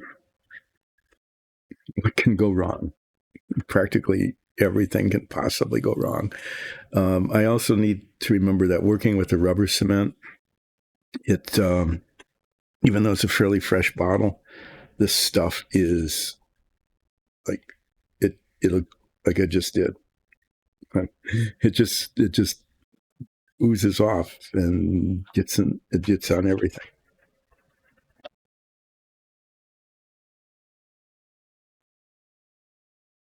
The only upside is that it's fairly easy to clean off. I mean, you can rub it off, but it just drips everywhere. The last time I used it, it just like everything got covered in rubber cement. So maybe what I'll try to do is like open the bottle a little bit and use a toothpick to just grab little bits of it, or maybe even a brush that I'm planning to throw away. And instead of using, pulling the thing out, just taking bits of it and spreading it around. I'm going to try that. There must be a brush here that I'm just ready to throw away.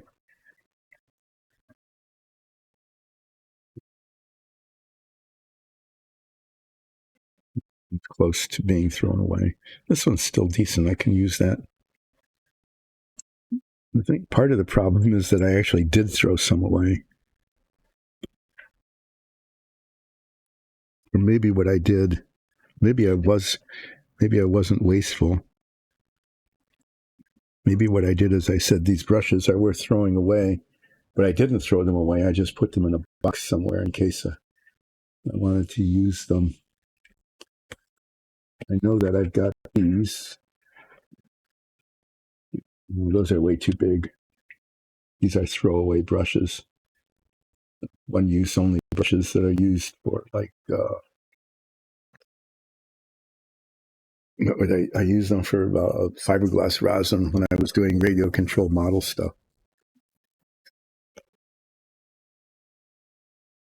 Okay, I'm going to take a break, look for the brushes that I just soon throw away, see if I still have them around somewhere, and use those to spread rubber cement around. And when I get back, I'm going to start applying Mylar foil.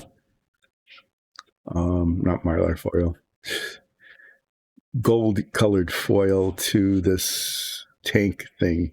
I'm going to start with this because it'll be a good opportunity to test how this is going to work without committing myself to very large volumes of surface area. So I'll be back in, I always say half an hour, and it always takes longer than that because I find something else to do rather than this. But I'll be back in a while and starting to apply gold foil to the descent stage of the lunar module. See you then.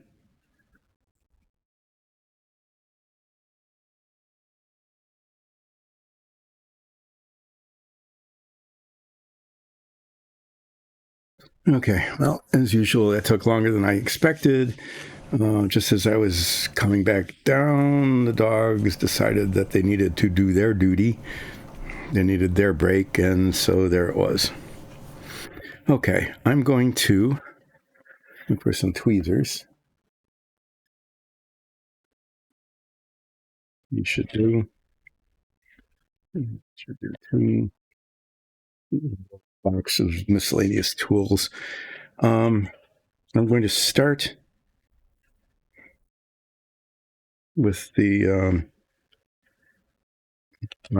hand cramp. Nice. That's what I needed.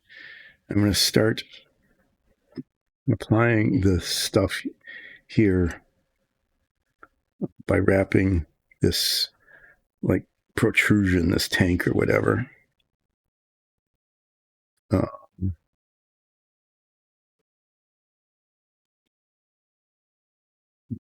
Carefully, I measured this thing.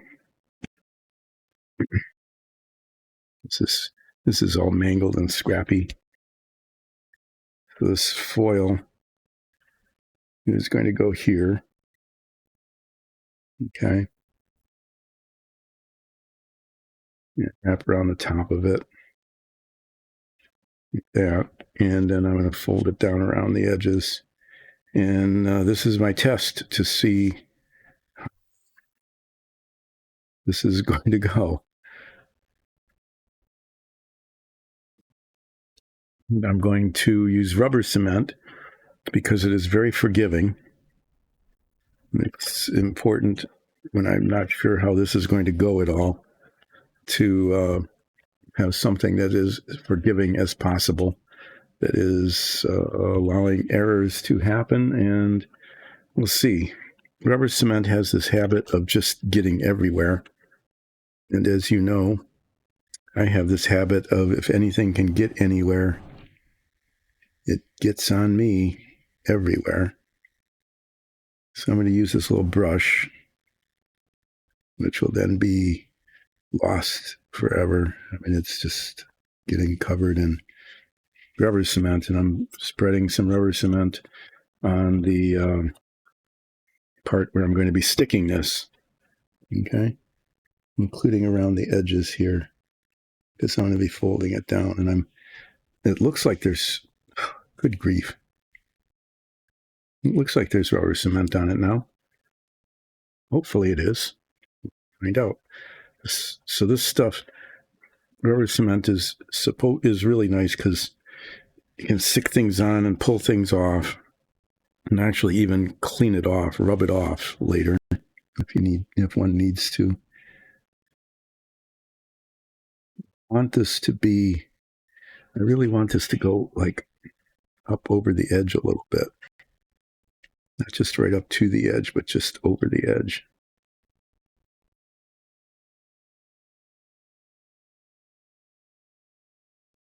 Too much. That's a little too more than I wanted. But yeah, like that, so that it's up.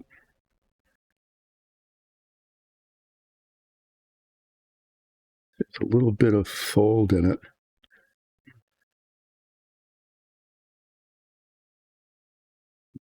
Do it this way and fold it a little bit. Just a little bit.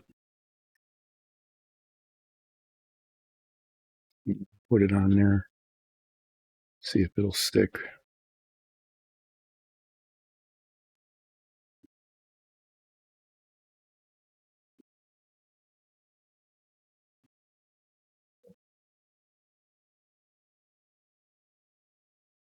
That.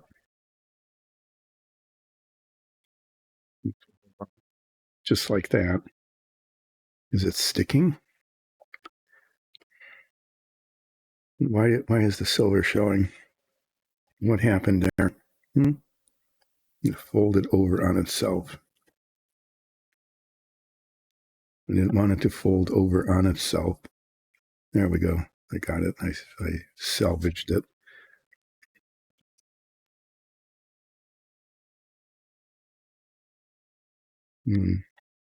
Because it's foil, I can bend it around and down like that. But it's not sticking. Okay, why is it not sticking? So I've got it like I want it, and then it's not sticking.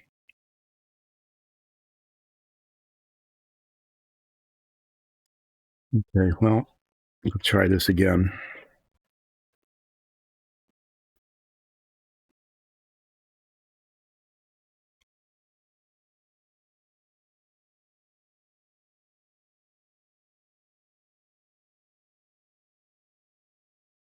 So I'm going to put some, since it's now the shape I want it.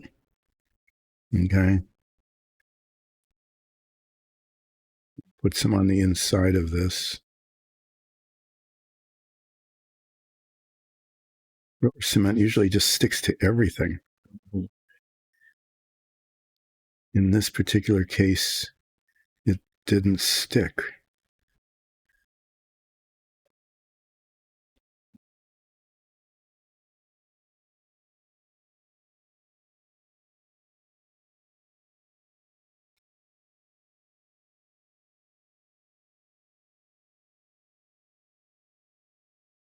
Setting this on again.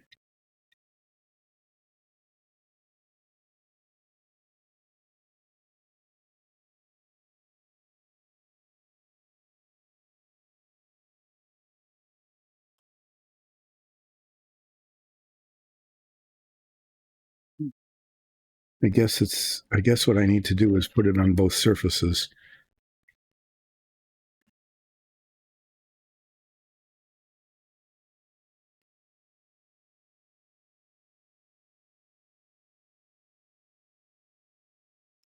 It's kind of sticking now.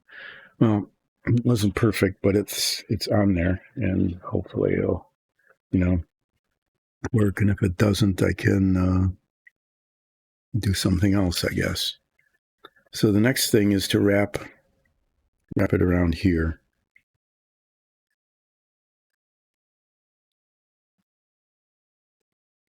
So I'm going to see how things go here this afternoon after the break.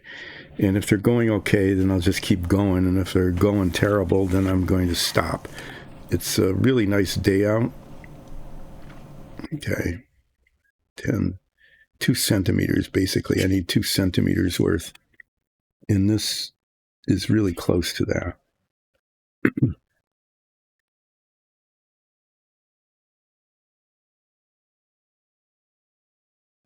Around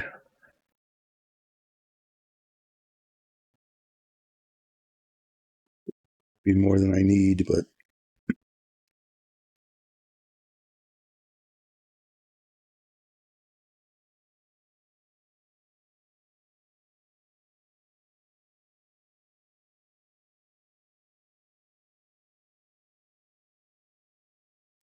I need this tiny little point of a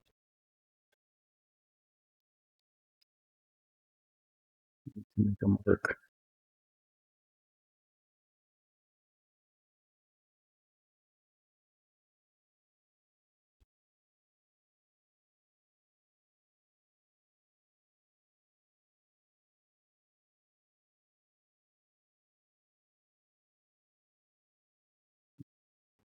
Meter.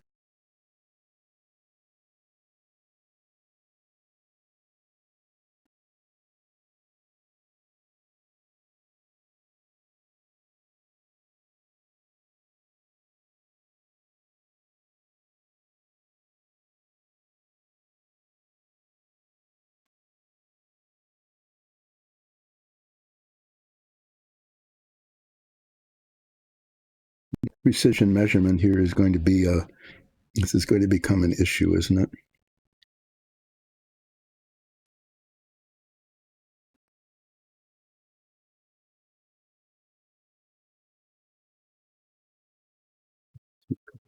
Edge.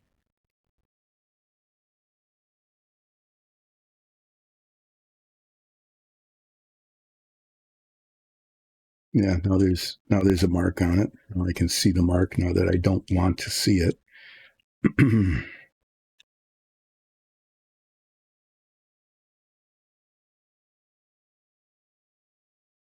wanted to see it, I couldn't. No, it's out of place. I don't want to see it. Great. Yeah. It's going to be that kind of. That's why I'm, experimenting with this kind of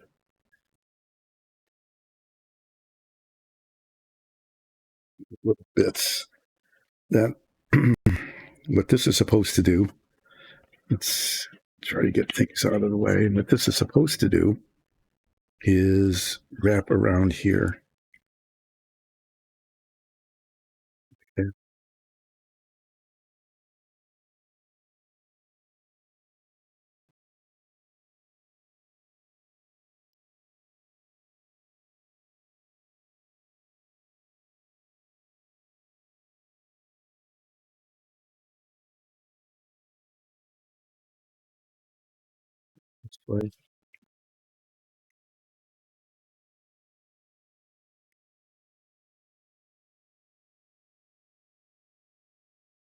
So I'm going to try that. Let's see what happens. I'm going to do the same thing I did before. I'm going to put some rubber cement in this.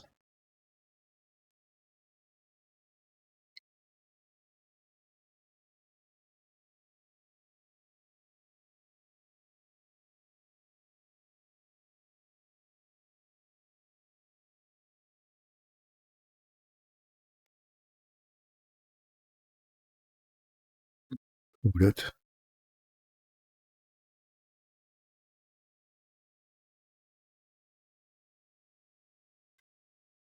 And then I guess I need to put it on the back of this too. I guess I need to do that on both sides for this to really work.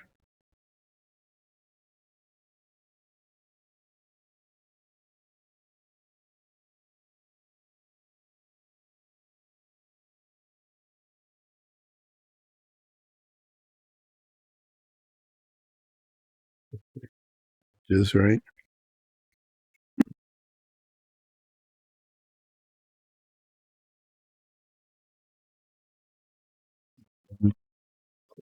So I don't knock it over.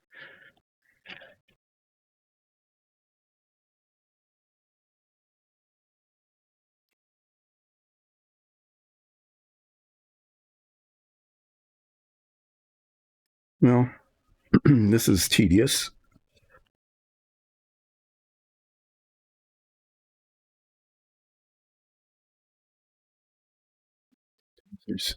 That's it. Get it in your hands.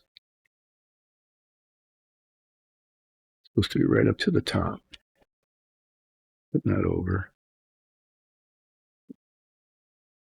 Just okay. That's okay.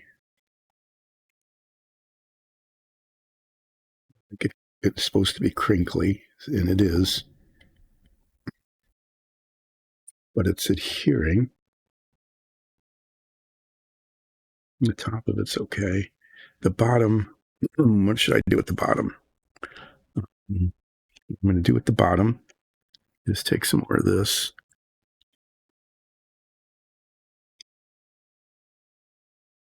Just right along the edges.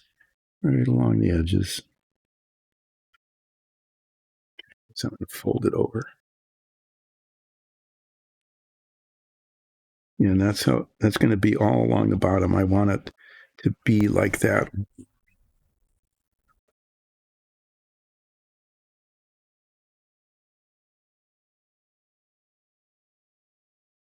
Now, what's supposed to happen is that when I put the big pieces on, it's supposed to go right on up to that edge. And Yeah. And then it's supposed to cover it. But that came out, it's sticking. It looks okay.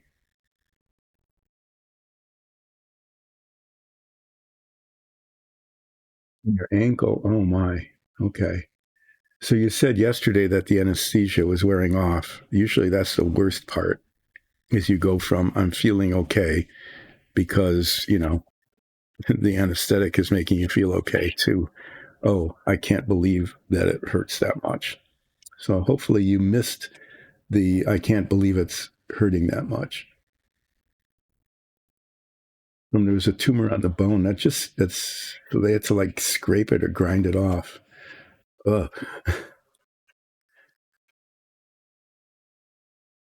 Well, okay, so it was on your ankle. At least it wasn't like on your toes or the bottom of your foot. Sometimes I've seen people get foot surgery and then they have to walk around with this cart that basically they kneel on, and they have to kneel on that for like weeks, while their foot is healing. So hopefully your recovery will be a little bit easier than that.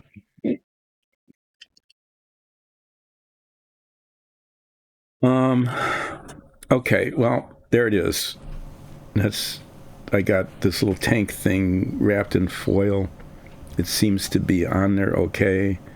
Uh, I should be able to get bigger pieces up to the edges.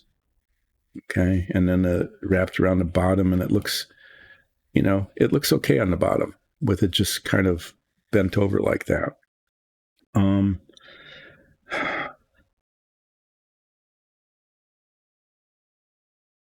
I'm going to try. I'm going to start on the back here, and the front is funky because it's got, I mean, it has this and it's got this tank, and then right around the side. I think I'm going to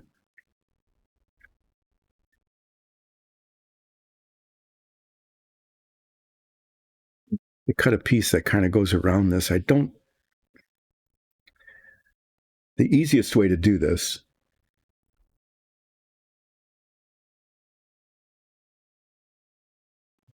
So when so you can actually walk. Do you need crutches or anything to keep the weight off your foot? Or is it just when you sit down, you have to keep your foot high? So you have to like lay back and raise your foot?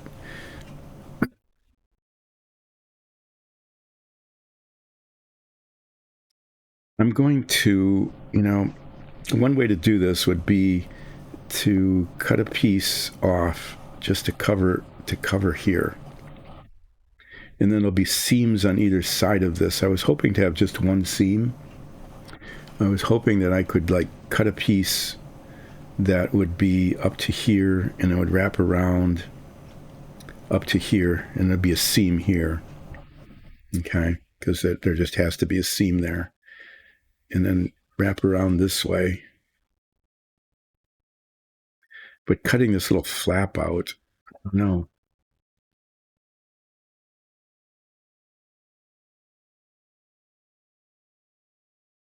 I mean, I'm encouraged so far about how this has gone.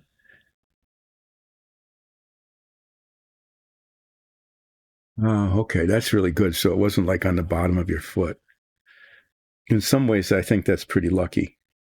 That's really great that is working out for you like that.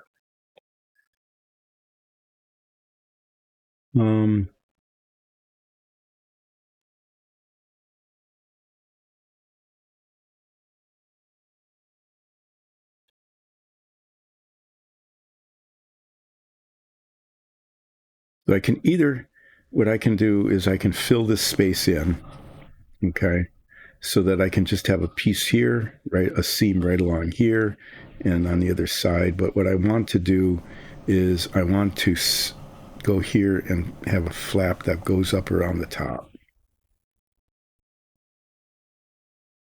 And then probably just up to here, this thing here.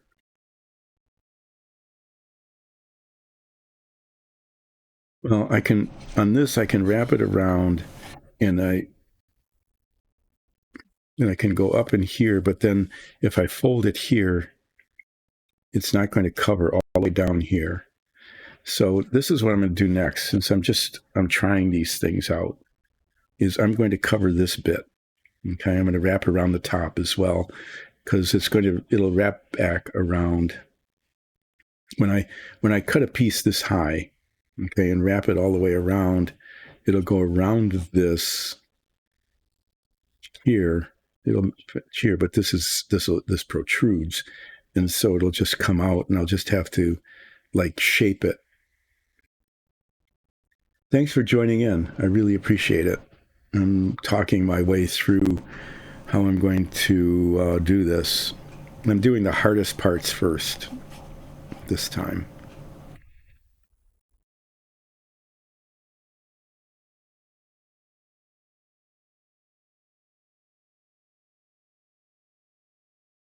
If I wrap it around here, okay, it'll come out. It'll cover this and cover that, and it'll come out, but there won't be enough of it to cover this whole thing. So I need to put like a piece across here. And I think I'll just do that next.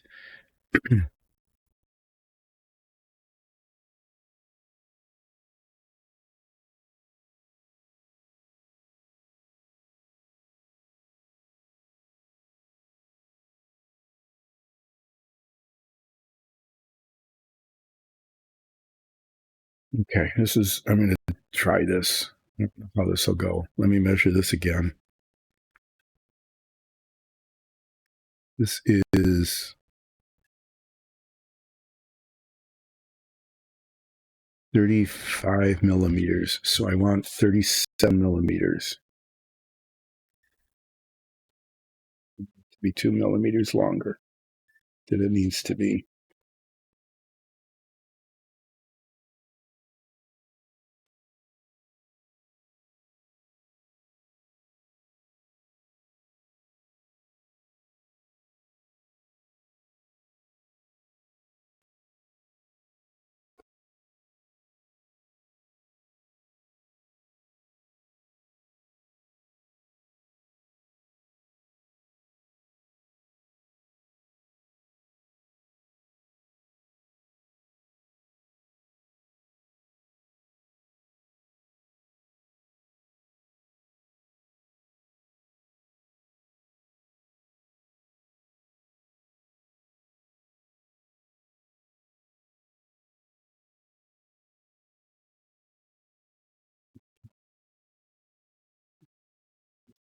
This mark go.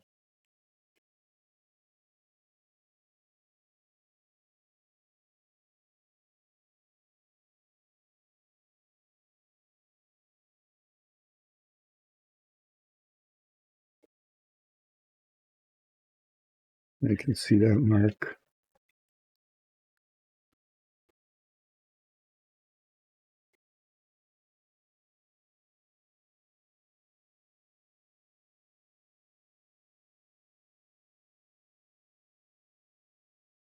Is that it? Yeah, okay. I'm going to do a thing here to cut this off.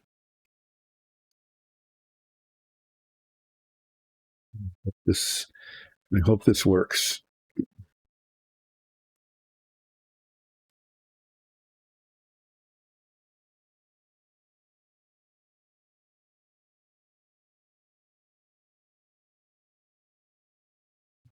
The mark. And that's the mark. And I'm going to cut it on the upside of that. I want it a little bit longer.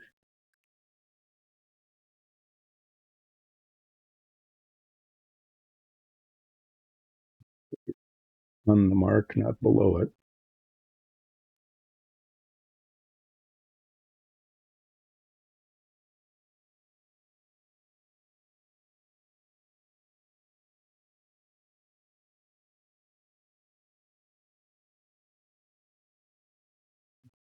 Uh,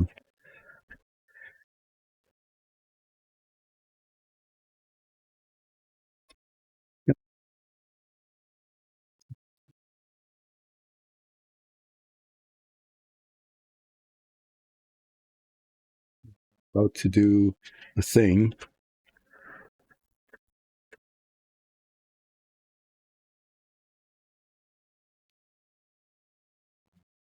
Again.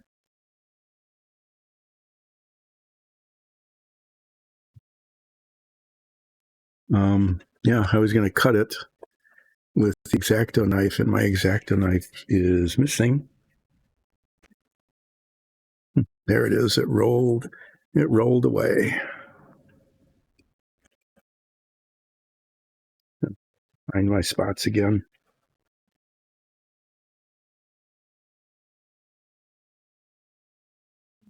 There.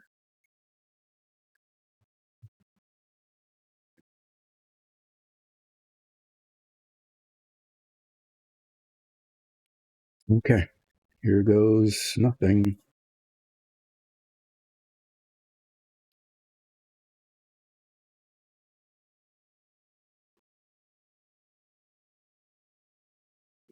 Keep the knife right.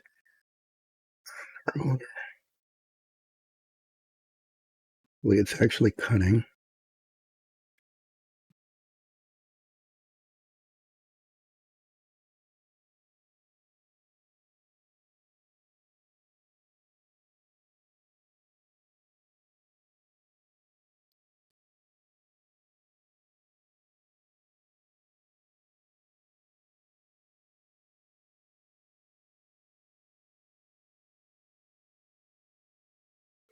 Now I've got a piece.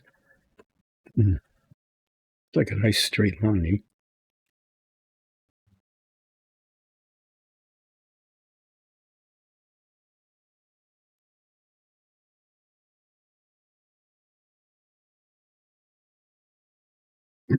And what I want to see how far this goes.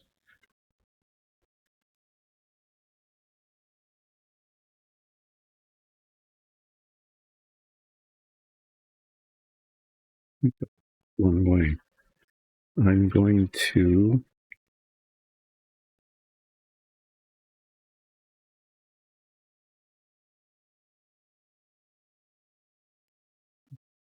got this. Okay, so what if I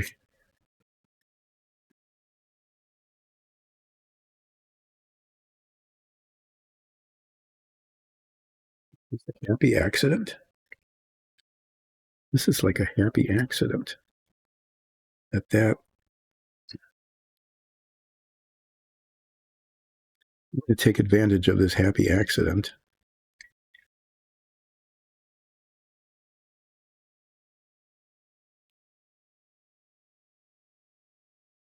Yeah, I'm just going to do that.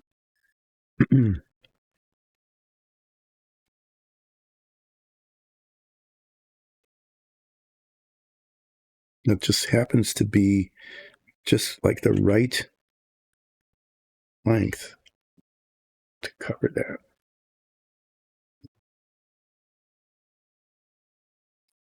So if this were to work beautifully,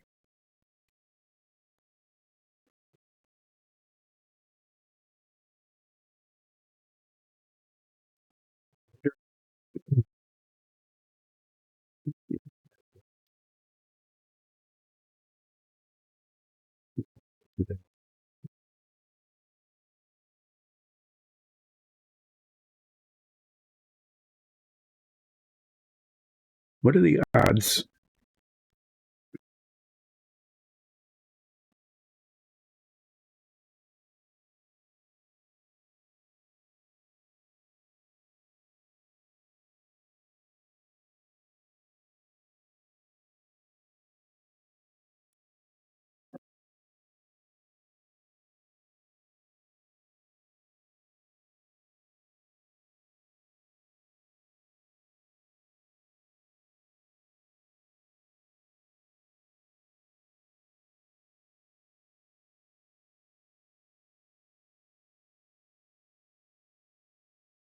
Need this bigger brush. I'm going to sacrifice this larger brush.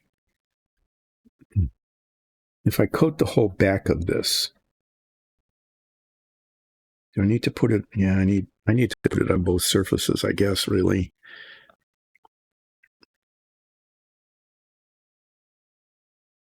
What I was hoping I could do is just like coat the back of this.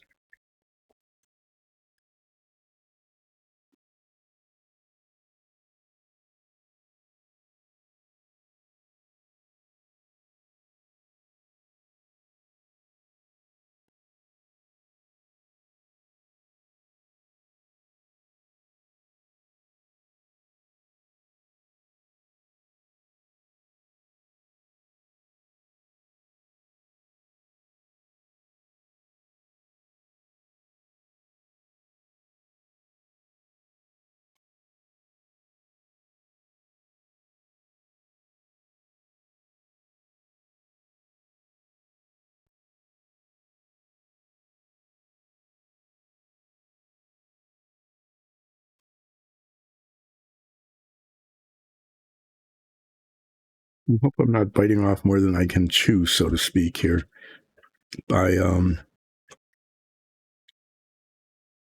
attempting to cover too much with one piece and hoping that I can start at one end and position it if I hold it correctly and just go right around. It'd be nice as if this stuff just grabbed, but it's like a contact cement. You know, it needs to be on both surfaces.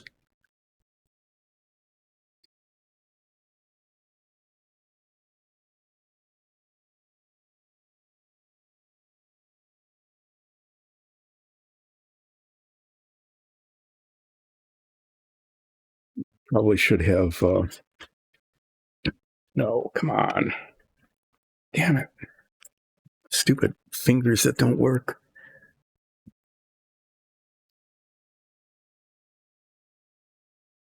Really should pay attention to how far this is going to go.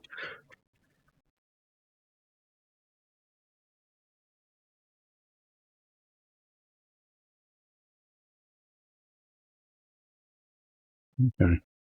I'll probably go too far with the cement, but I think it holds up okay.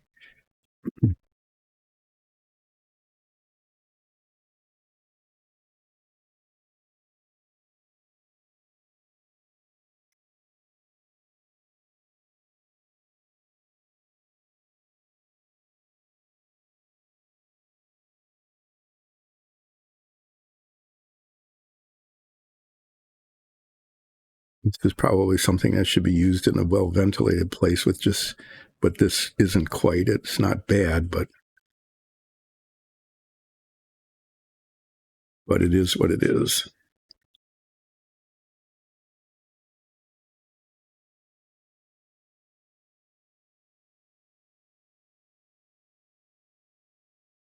If it goes any further than this, it's going to be it's just going to be what it is. So I'm going to start here and wrap around as far as it'll go, and hopefully the rubber cement will live up to its reputation of being forgiving.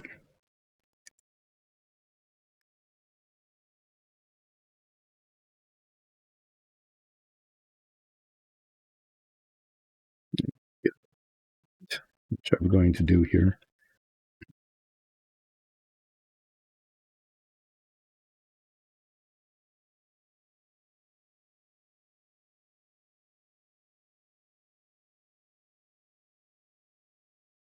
Yeah, have I thought about how I'm going to be holding this without getting cement all over my fingers? No, I have not thought that through. I'm just going to get it everywhere. Why? Because that's what I do. It's just the way I do it. Okay. Well, here we go. This is either going to be amazing or it's going to be amazingly bad.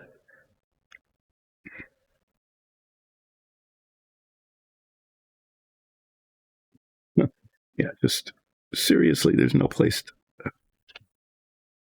Wow. What an idiot.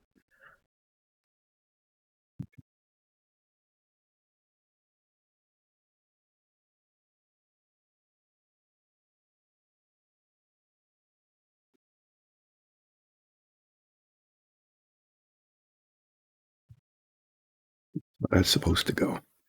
And all I need to do is do this all the way around.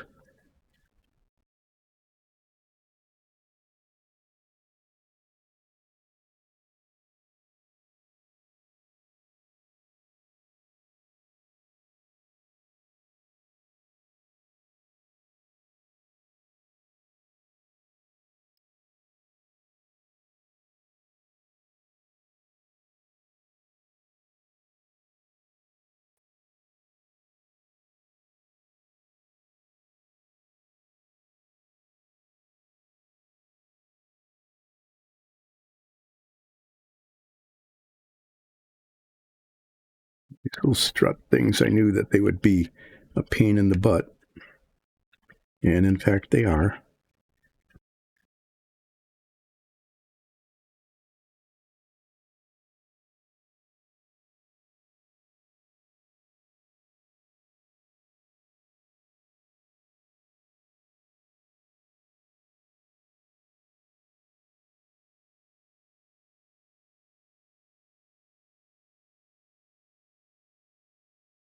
So except that I might just, what I might just end up doing, well, this isn't too bad here. This toothpick.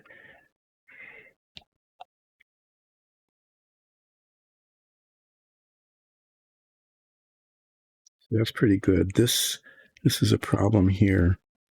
That should be up higher, but it's not. I wonder if I'm going to try to peel this up.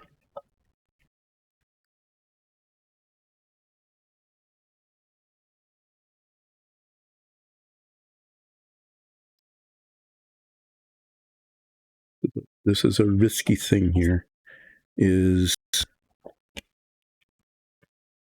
trying to get this foil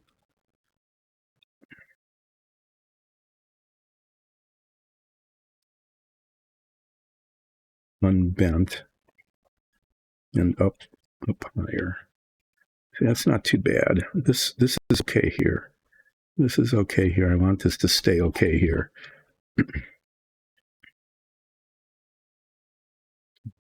So there's just a little bit of an issue right under these struts here. That's getting repaired. That's okay. Yeah, this is not bad. This did not go badly. This actually went mostly like pretty good. And then folding it, I said I was going to fold it under here, and I am. That's a pretty even fold all the way around.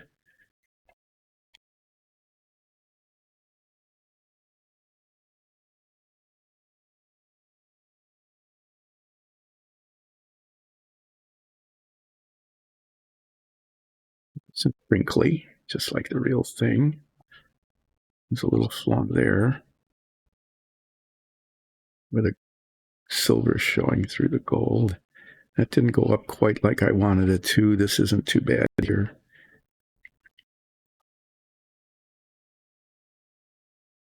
But I got two of the four strut things.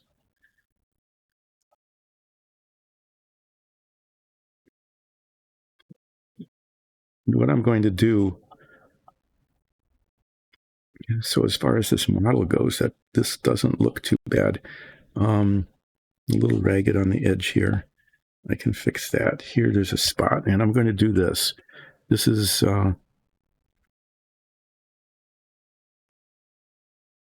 infinitesimally small patch. I'm going to put an infinitesimally small patch here. This is one of those things I hope it turns out to not be a stupid idea.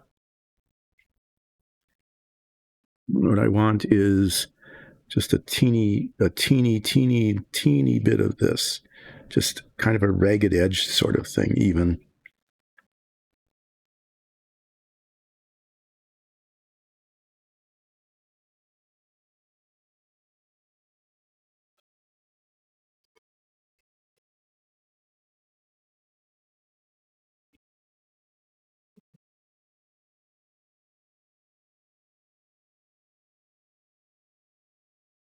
There had to be patches on the real thing, right?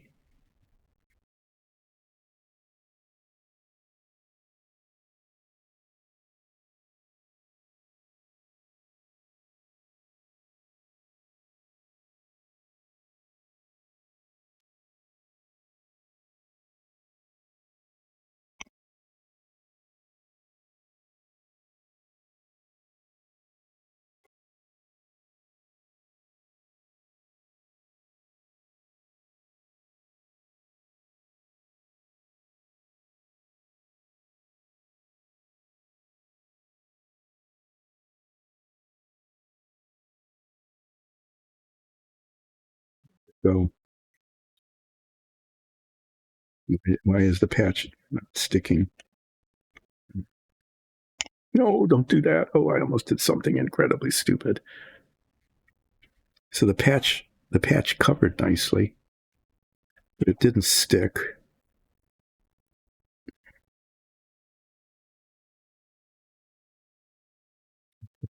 I put the rubber cement on both sides.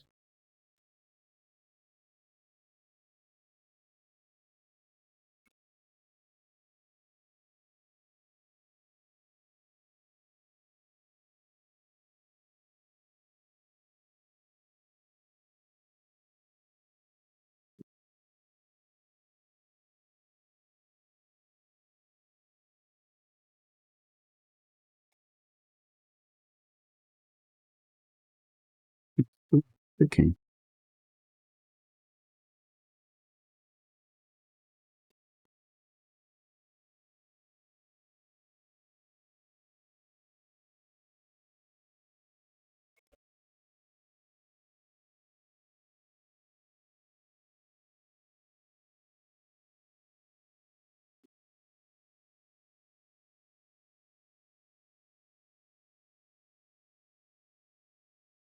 There. Okay, and it's invisible. Look at this. I have successfully covered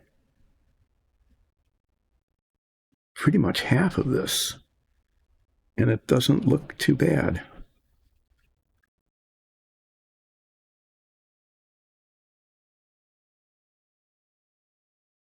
Okay, having done a successful patch there, I'm going to do another infinitesimally small patch up here on this corner.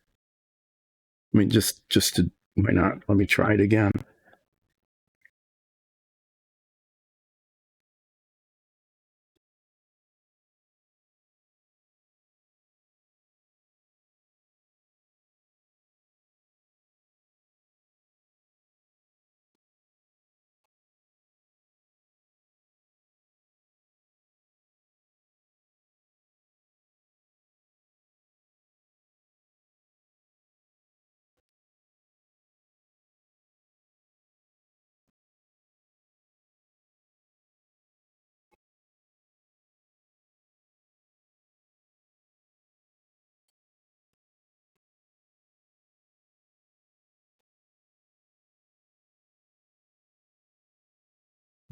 Little tiny, this teeniest little bit is what I need.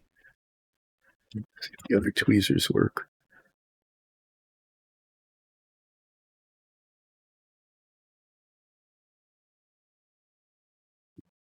They're not.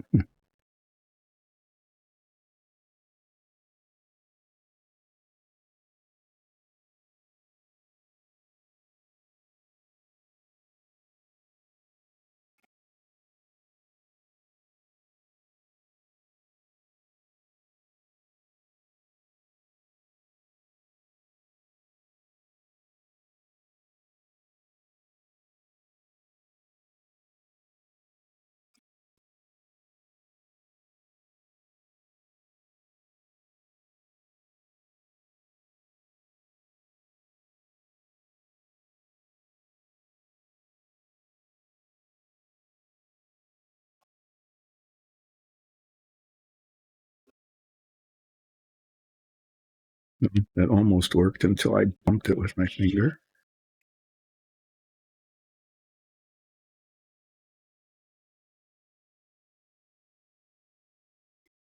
You know, I'm going to knock something over for sure. Just for sure.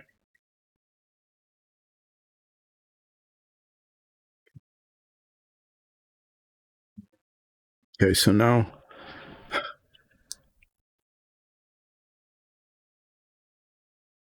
I'm just going to cut another piece off, and it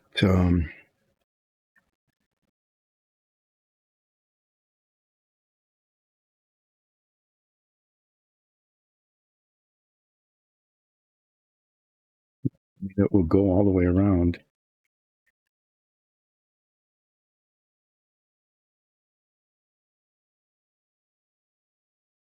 So this piece would go from here right along the seam, all the way around, kind of pushing it up around these things like I did there and around here. That's not good. How much of this is not sticking? I didn't put the cement far enough.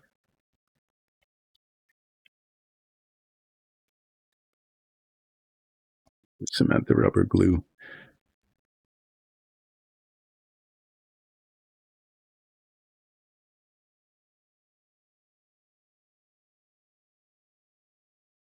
Get it on my fingers here.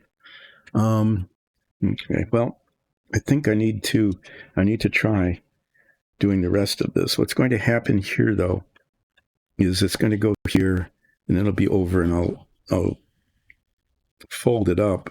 But I should put a piece under. I should cover this here, and then just kind of fold down onto it.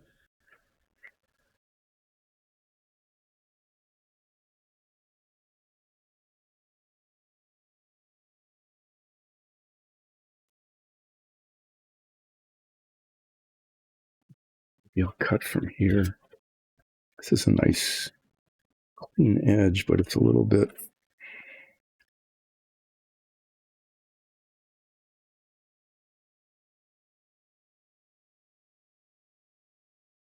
I need to waste this stuff. I'm going to cut a piece. I'm going to cover this here. Okay. When I wrap this around, it'll come up here. There'll be excess. Okay. And I can fold it down, but it won't totally cover this. It'll be like a Christmas package that doesn't quite cover everything.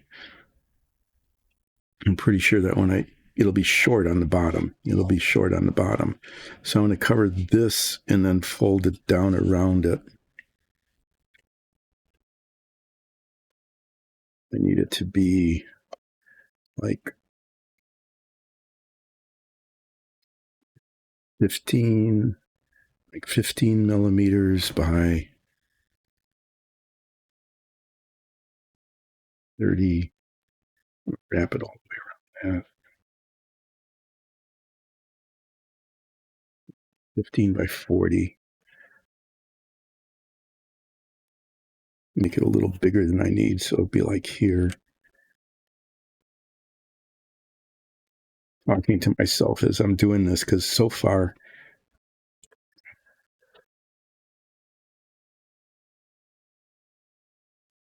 it hasn't been a disaster, which is kind of shocking.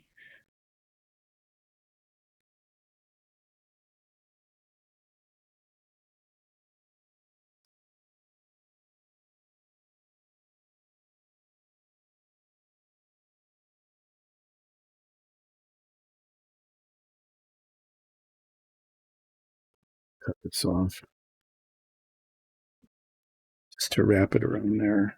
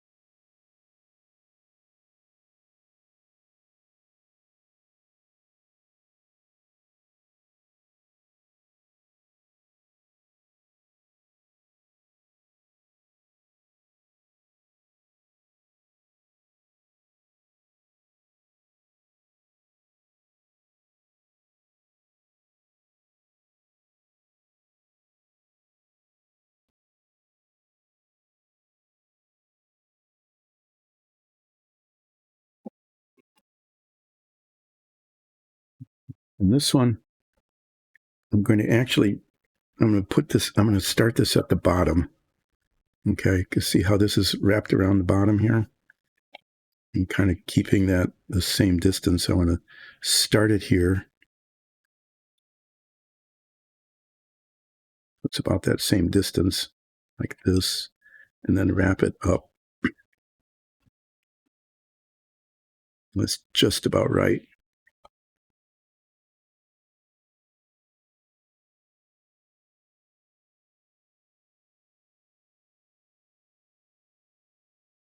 Okay.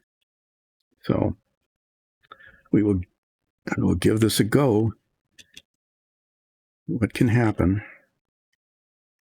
What can go wrong? What can go wrong is, yeah, I probably should, what could go wrong is that what I probably should do is, like, after I get this piece on, what I really should do is just stop. And why? Why should I just stop? Because I'm losing focus near the end of the stream here. And how can I tell I'm losing focus? I can tell I'm losing focus because I dipped the wrong end of the brush into the rubber cement.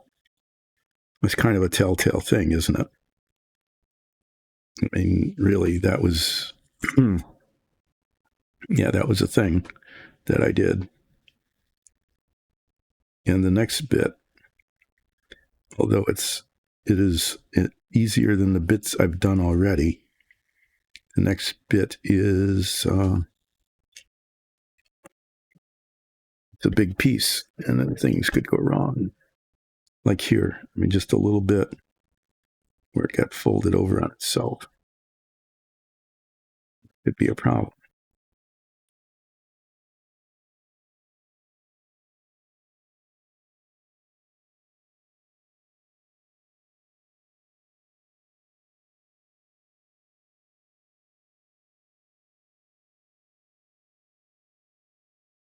Okay.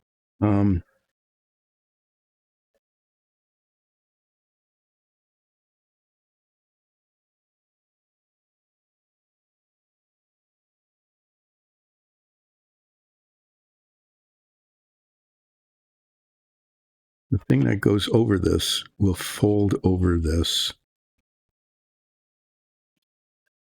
Nice.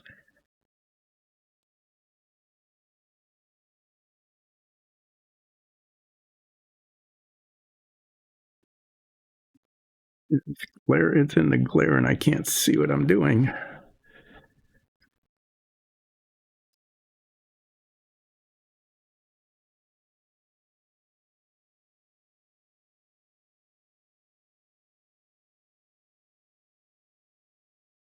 This got messed up here.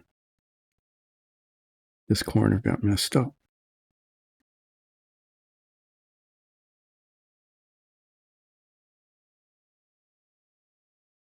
It's getting even more messed up.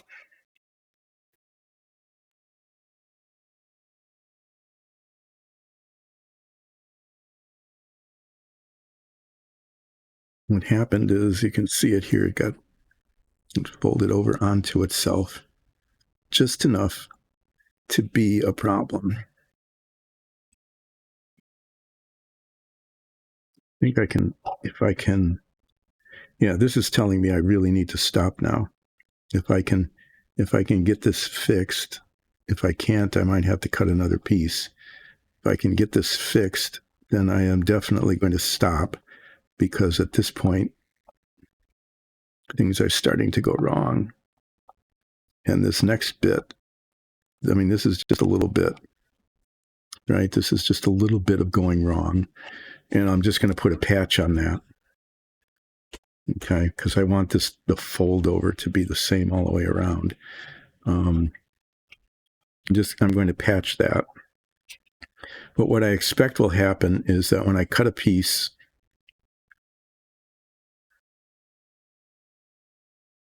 wrap it, no, it's too short. It needs to go up to here. So this piece is a failure. Okay, it just is. It's not long enough. That's the beauty of rubber cement. Boom, that's off. Okay, is it needs to be longer. It was okay top to bottom,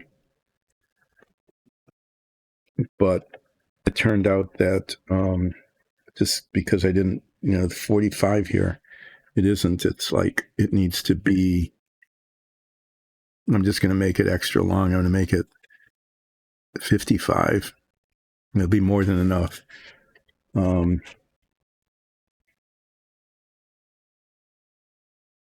15 was okay.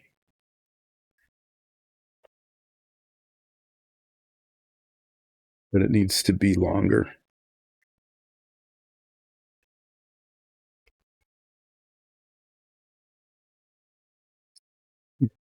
Yeah, to make one more mistake.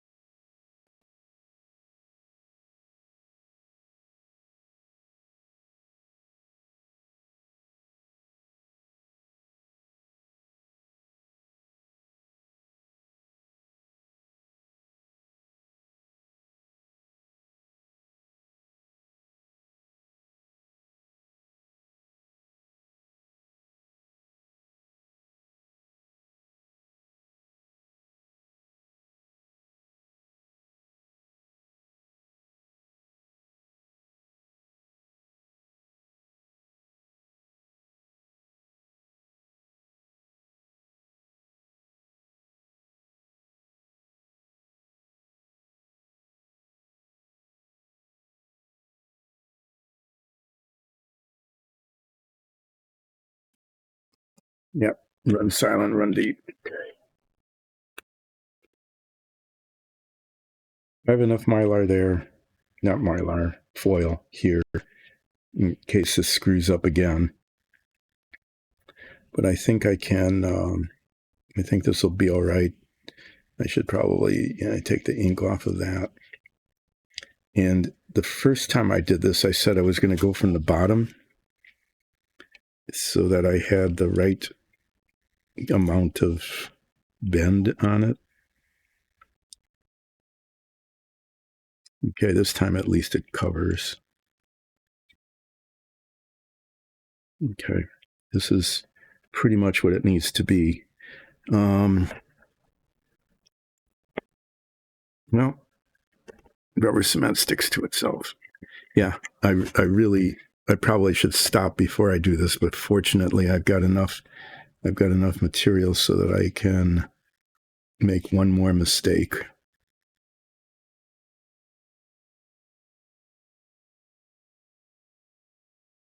And then I'm in trouble. So let's see how I do here.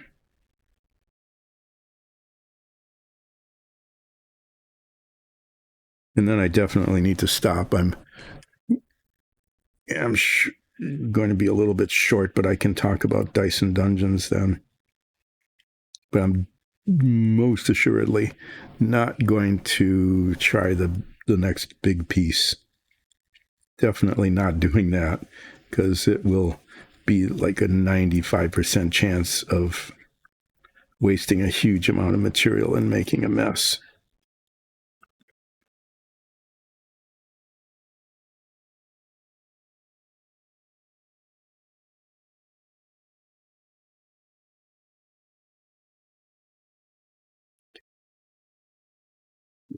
This positioned correctly.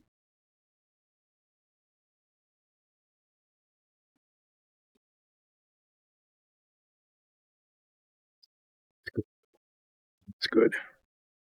That's good. And then just bend it around the corner here.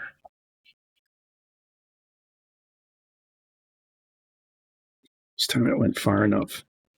That's good, because these seams will be covered over. This one right to the top.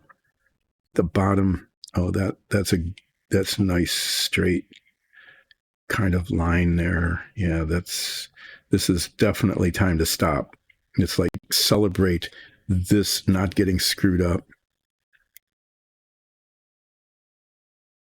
This is covered now so that when I take another big piece like I did around here, okay, it's all nicely crinkled just like it should be. Okay, it's not too bad around these things here. That should be up higher. That should be patched. I think there is a patch there, but it didn't go high enough.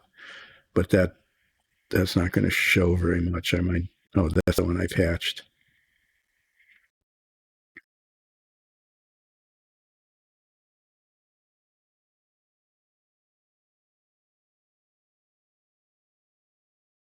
Yeah. So when I go around this, when I cut another big piece like this, okay, off of this side and wrap it from here to here, this will be covered because it's just going to wrap over and then it will like cover this, but it won't be far enough, long enough down. So I'm just going to like trim it off or something. I'm not sure, or else I'll wrap it as far down as it goes. See how it looks. So the only other thing I'm just going to try to do this. It can't be too bad. Or even necessary to mess with it. I was going to put a little bit of a patch here, but it looks like the foil is going up. Okay. So this is half done. It's a little bit, actually more than half done, because I got the round thing done and the protuberance done. I need one more piece of this length cut off from here. I'll be cutting it from this end. Okay. And it's going to wrap from this spot right here. It's going to go right up against that. Okay. And then around the top, underneath these, up to here. And it will look like that. And if you ever saw the real Lunar Excursion module, it was even more wrinkly than this. So this isn't bad. It's not a bad level of wrinklage. But I need to stop now because if I keep going, there will be a disaster. So I'm going to open this box full of all the little landing gear parts, right? Carefully push them aside, hopefully not breaking anything. And I'll put this in the box where it will rest carefully until Friday. That looks kind of scabby, but I can't do anything about it. Where it's going to rest until Friday. I might put another coat of paint on here at some point. I'm not sure. It looks surprisingly not good. Bottom isn't bad, considering, but the top one, I might put another coat of paint on that. I'm not going to do that now. I could. It's so tempting. It's so tempting to do that now. Even though I know that the possibility of just making a mess of it is very high.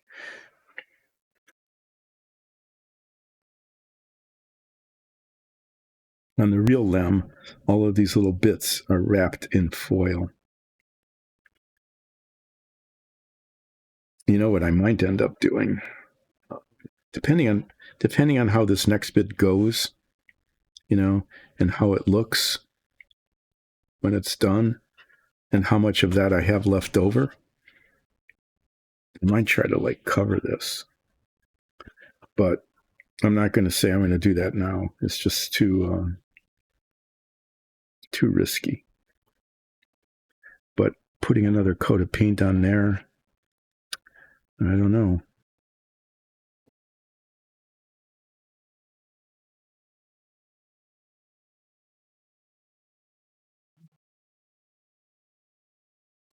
Take a chance or not take a chance? That is the question. Well, before I take a chance, put this back in the envelope so at least I have it here on Friday when I come back. Well, today what I managed to accomplish is most of, but not all of, what I was hoping to get done on Monday. And what I was hoping to get done today was the assembly of the landing gear, which obviously is not happening.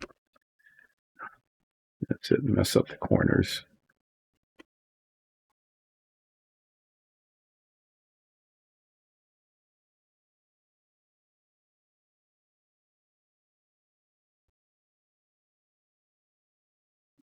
It's just those kind of dumb little things that happen right at the end of the stream.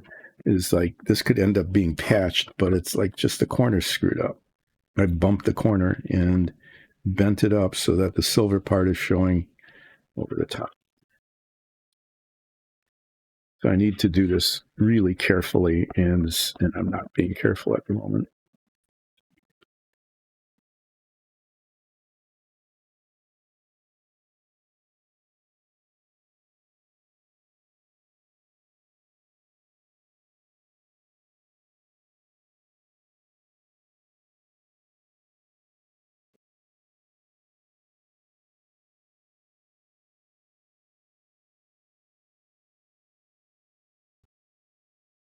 Okay, well, there. It's in an envelope now, which gives it the impression of being safer than if it weren't. Whether that's true or not, I don't know. Save these little bits for little bitty patches.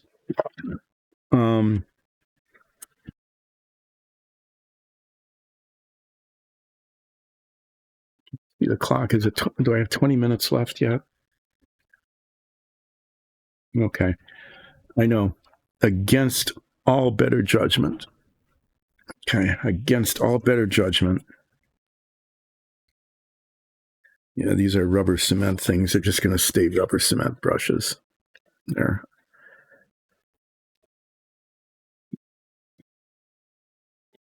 I'm going to put another coat of paint on this.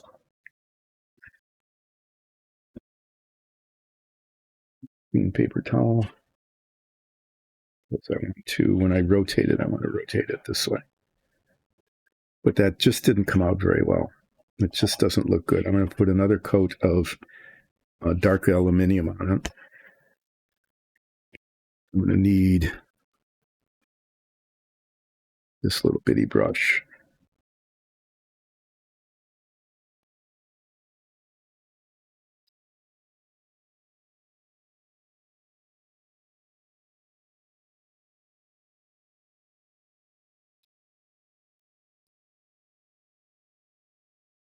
And if this turns out badly, then there's no one to blame but myself for just trying to do one more thing, just one more little thing more than the thing I should have been doing.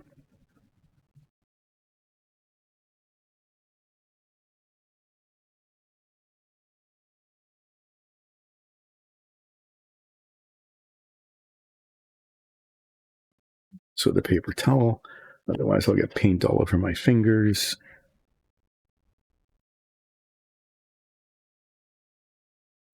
Touch it. Okay, I'll get it on my, see?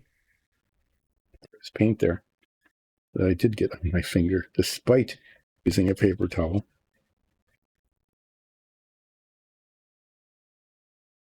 To just be careful not to touch. Just don't touch anything. I'm going to, this is silly, but I am put on a glove.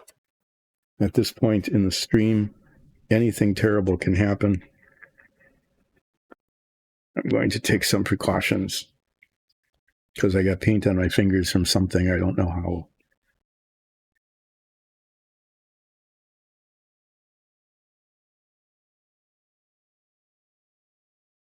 And what I'm doing is I'm putting another coat of this duraluminum paint on this top surface here because it looks scabby.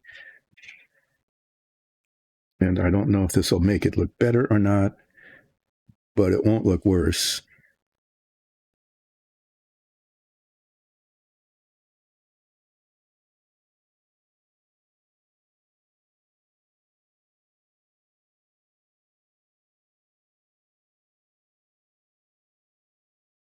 There.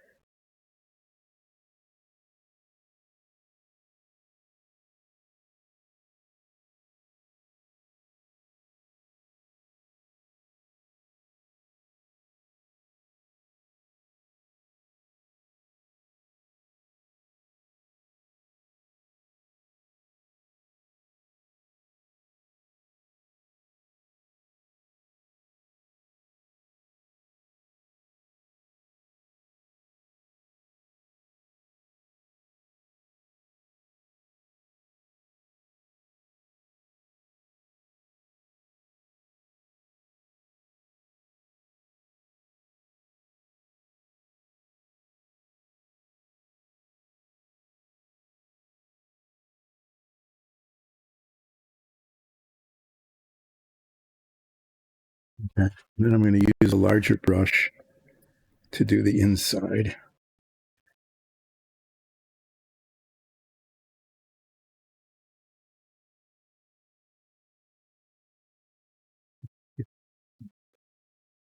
Am I putting bubbles in it? Of course I am.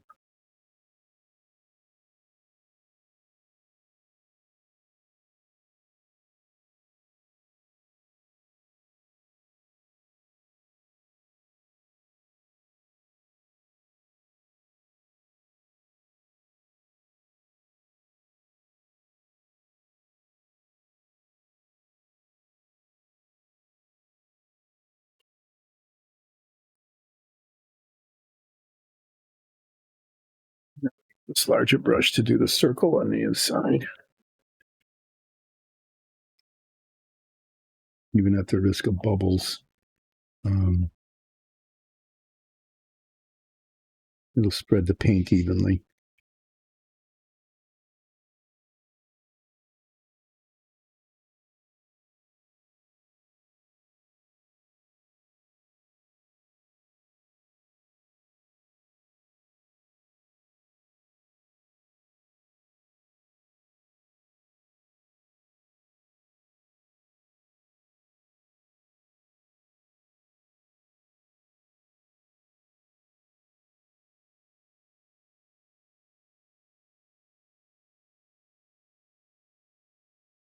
I don't know if this will end up looking better or not.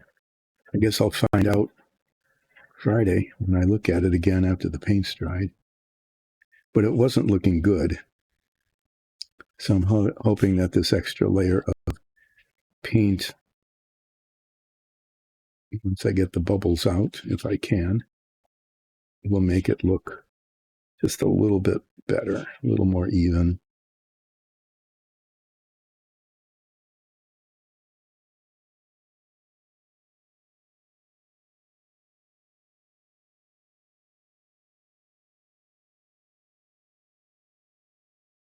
Giving, once again,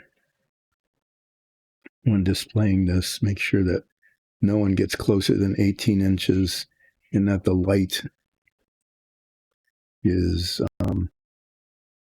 indirect. It doesn't have to be dim, but you don't want it real bright either. And then all the little flaws that I'm not getting rid of will not be quite as obvious. That's like a little, what is that, like a little hair or something in there?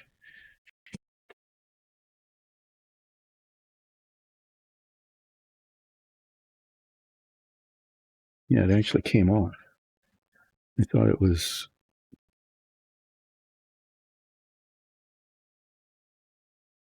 Okay, well, that was an improvement. I made some bubbles here I need to get rid of.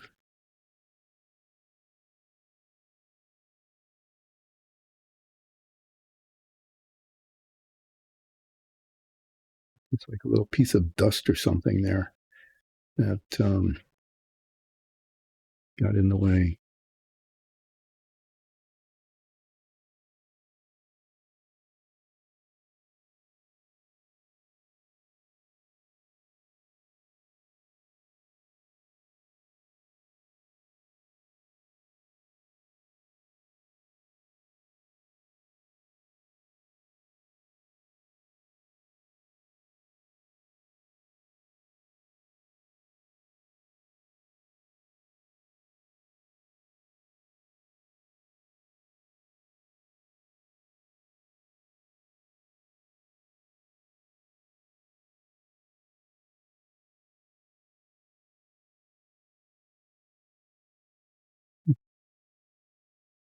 I could just keep playing around with this forever, I guess, before I say I don't want to play around with this anymore. And forever has arrived. That's it. I'm done with it. I am putting it in the box and closing the box, and whatever is not perfect on it is going to have to remain imperfect. So there. Let me clean this brush and then wrap up.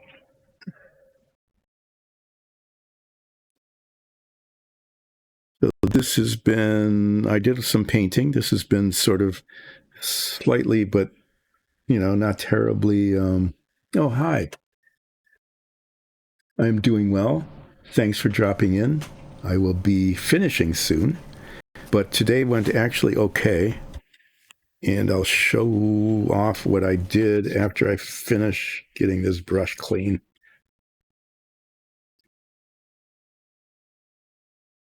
So I spent like 3 hours, maybe 3.25 hours, because the break went long, doing what, if somebody was really good at modeling, would have taken probably, I don't know, 35 minutes, but I take longer. So what I was able to do today was I salvaged a disaster that happened on Monday. This is the body of the descent stage of the lunar module, the part that stays on the moon. And what I was able to do on Monday, I just totally messed it up, and I had to remove all the paint on the bottom. Okay.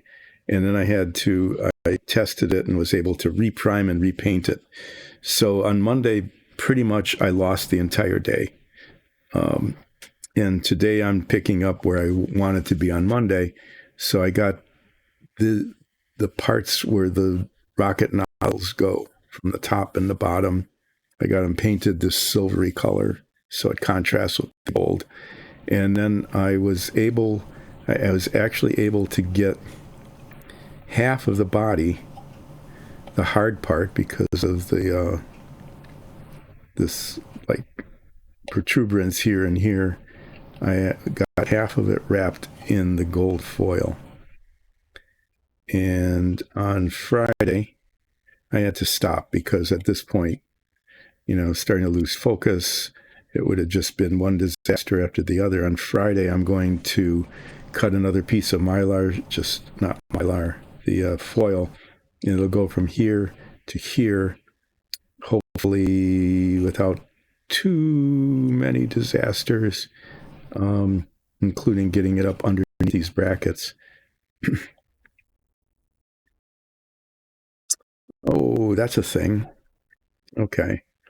So under here, there are these openings. I forgot about those. Yeah.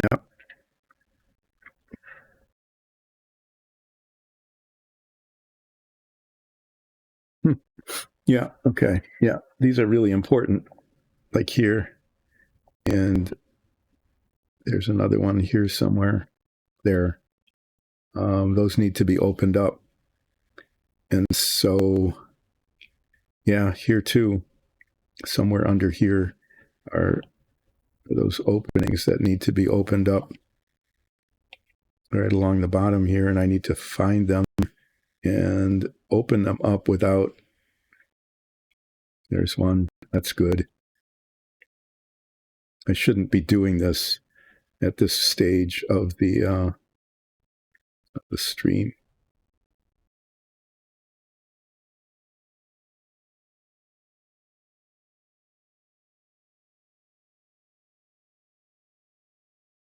Those brackets get cemented in there. Okay, and then there's 2 more here.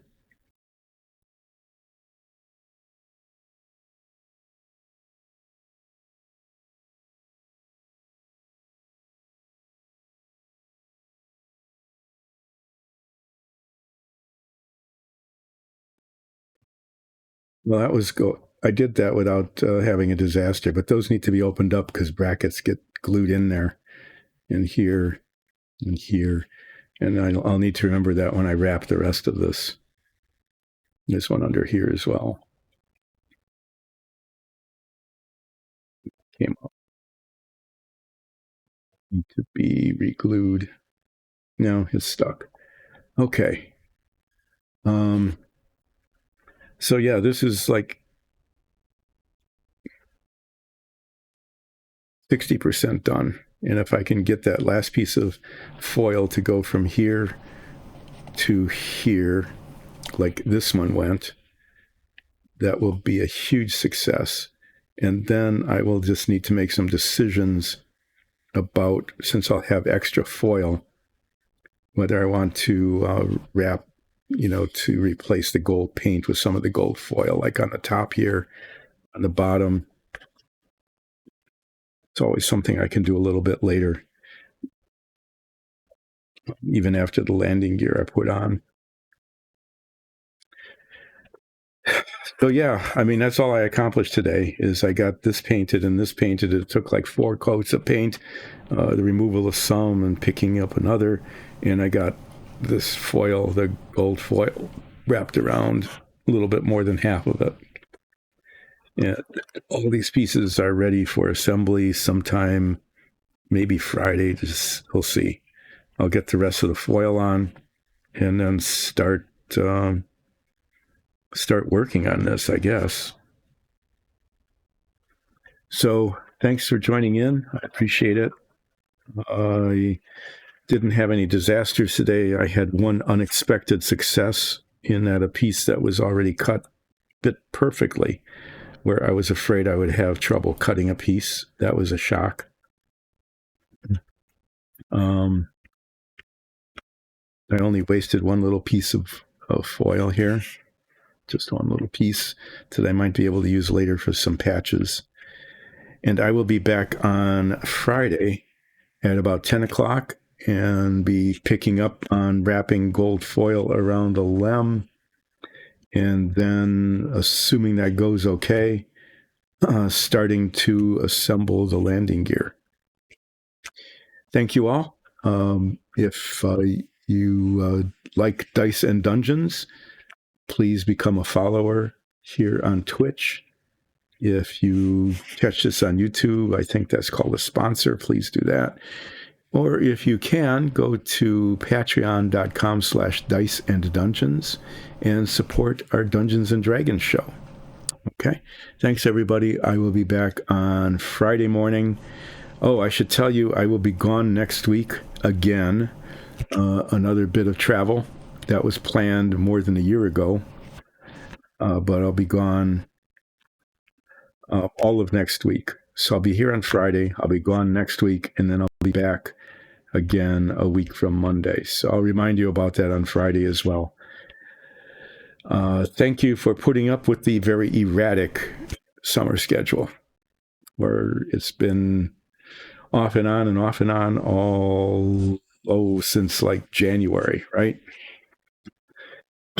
Just 2 more interruptions next week and in a couple weeks after that. Yeah, I better stop now. I'm going to stop now. I'm going to say thank you again and see you Friday morning.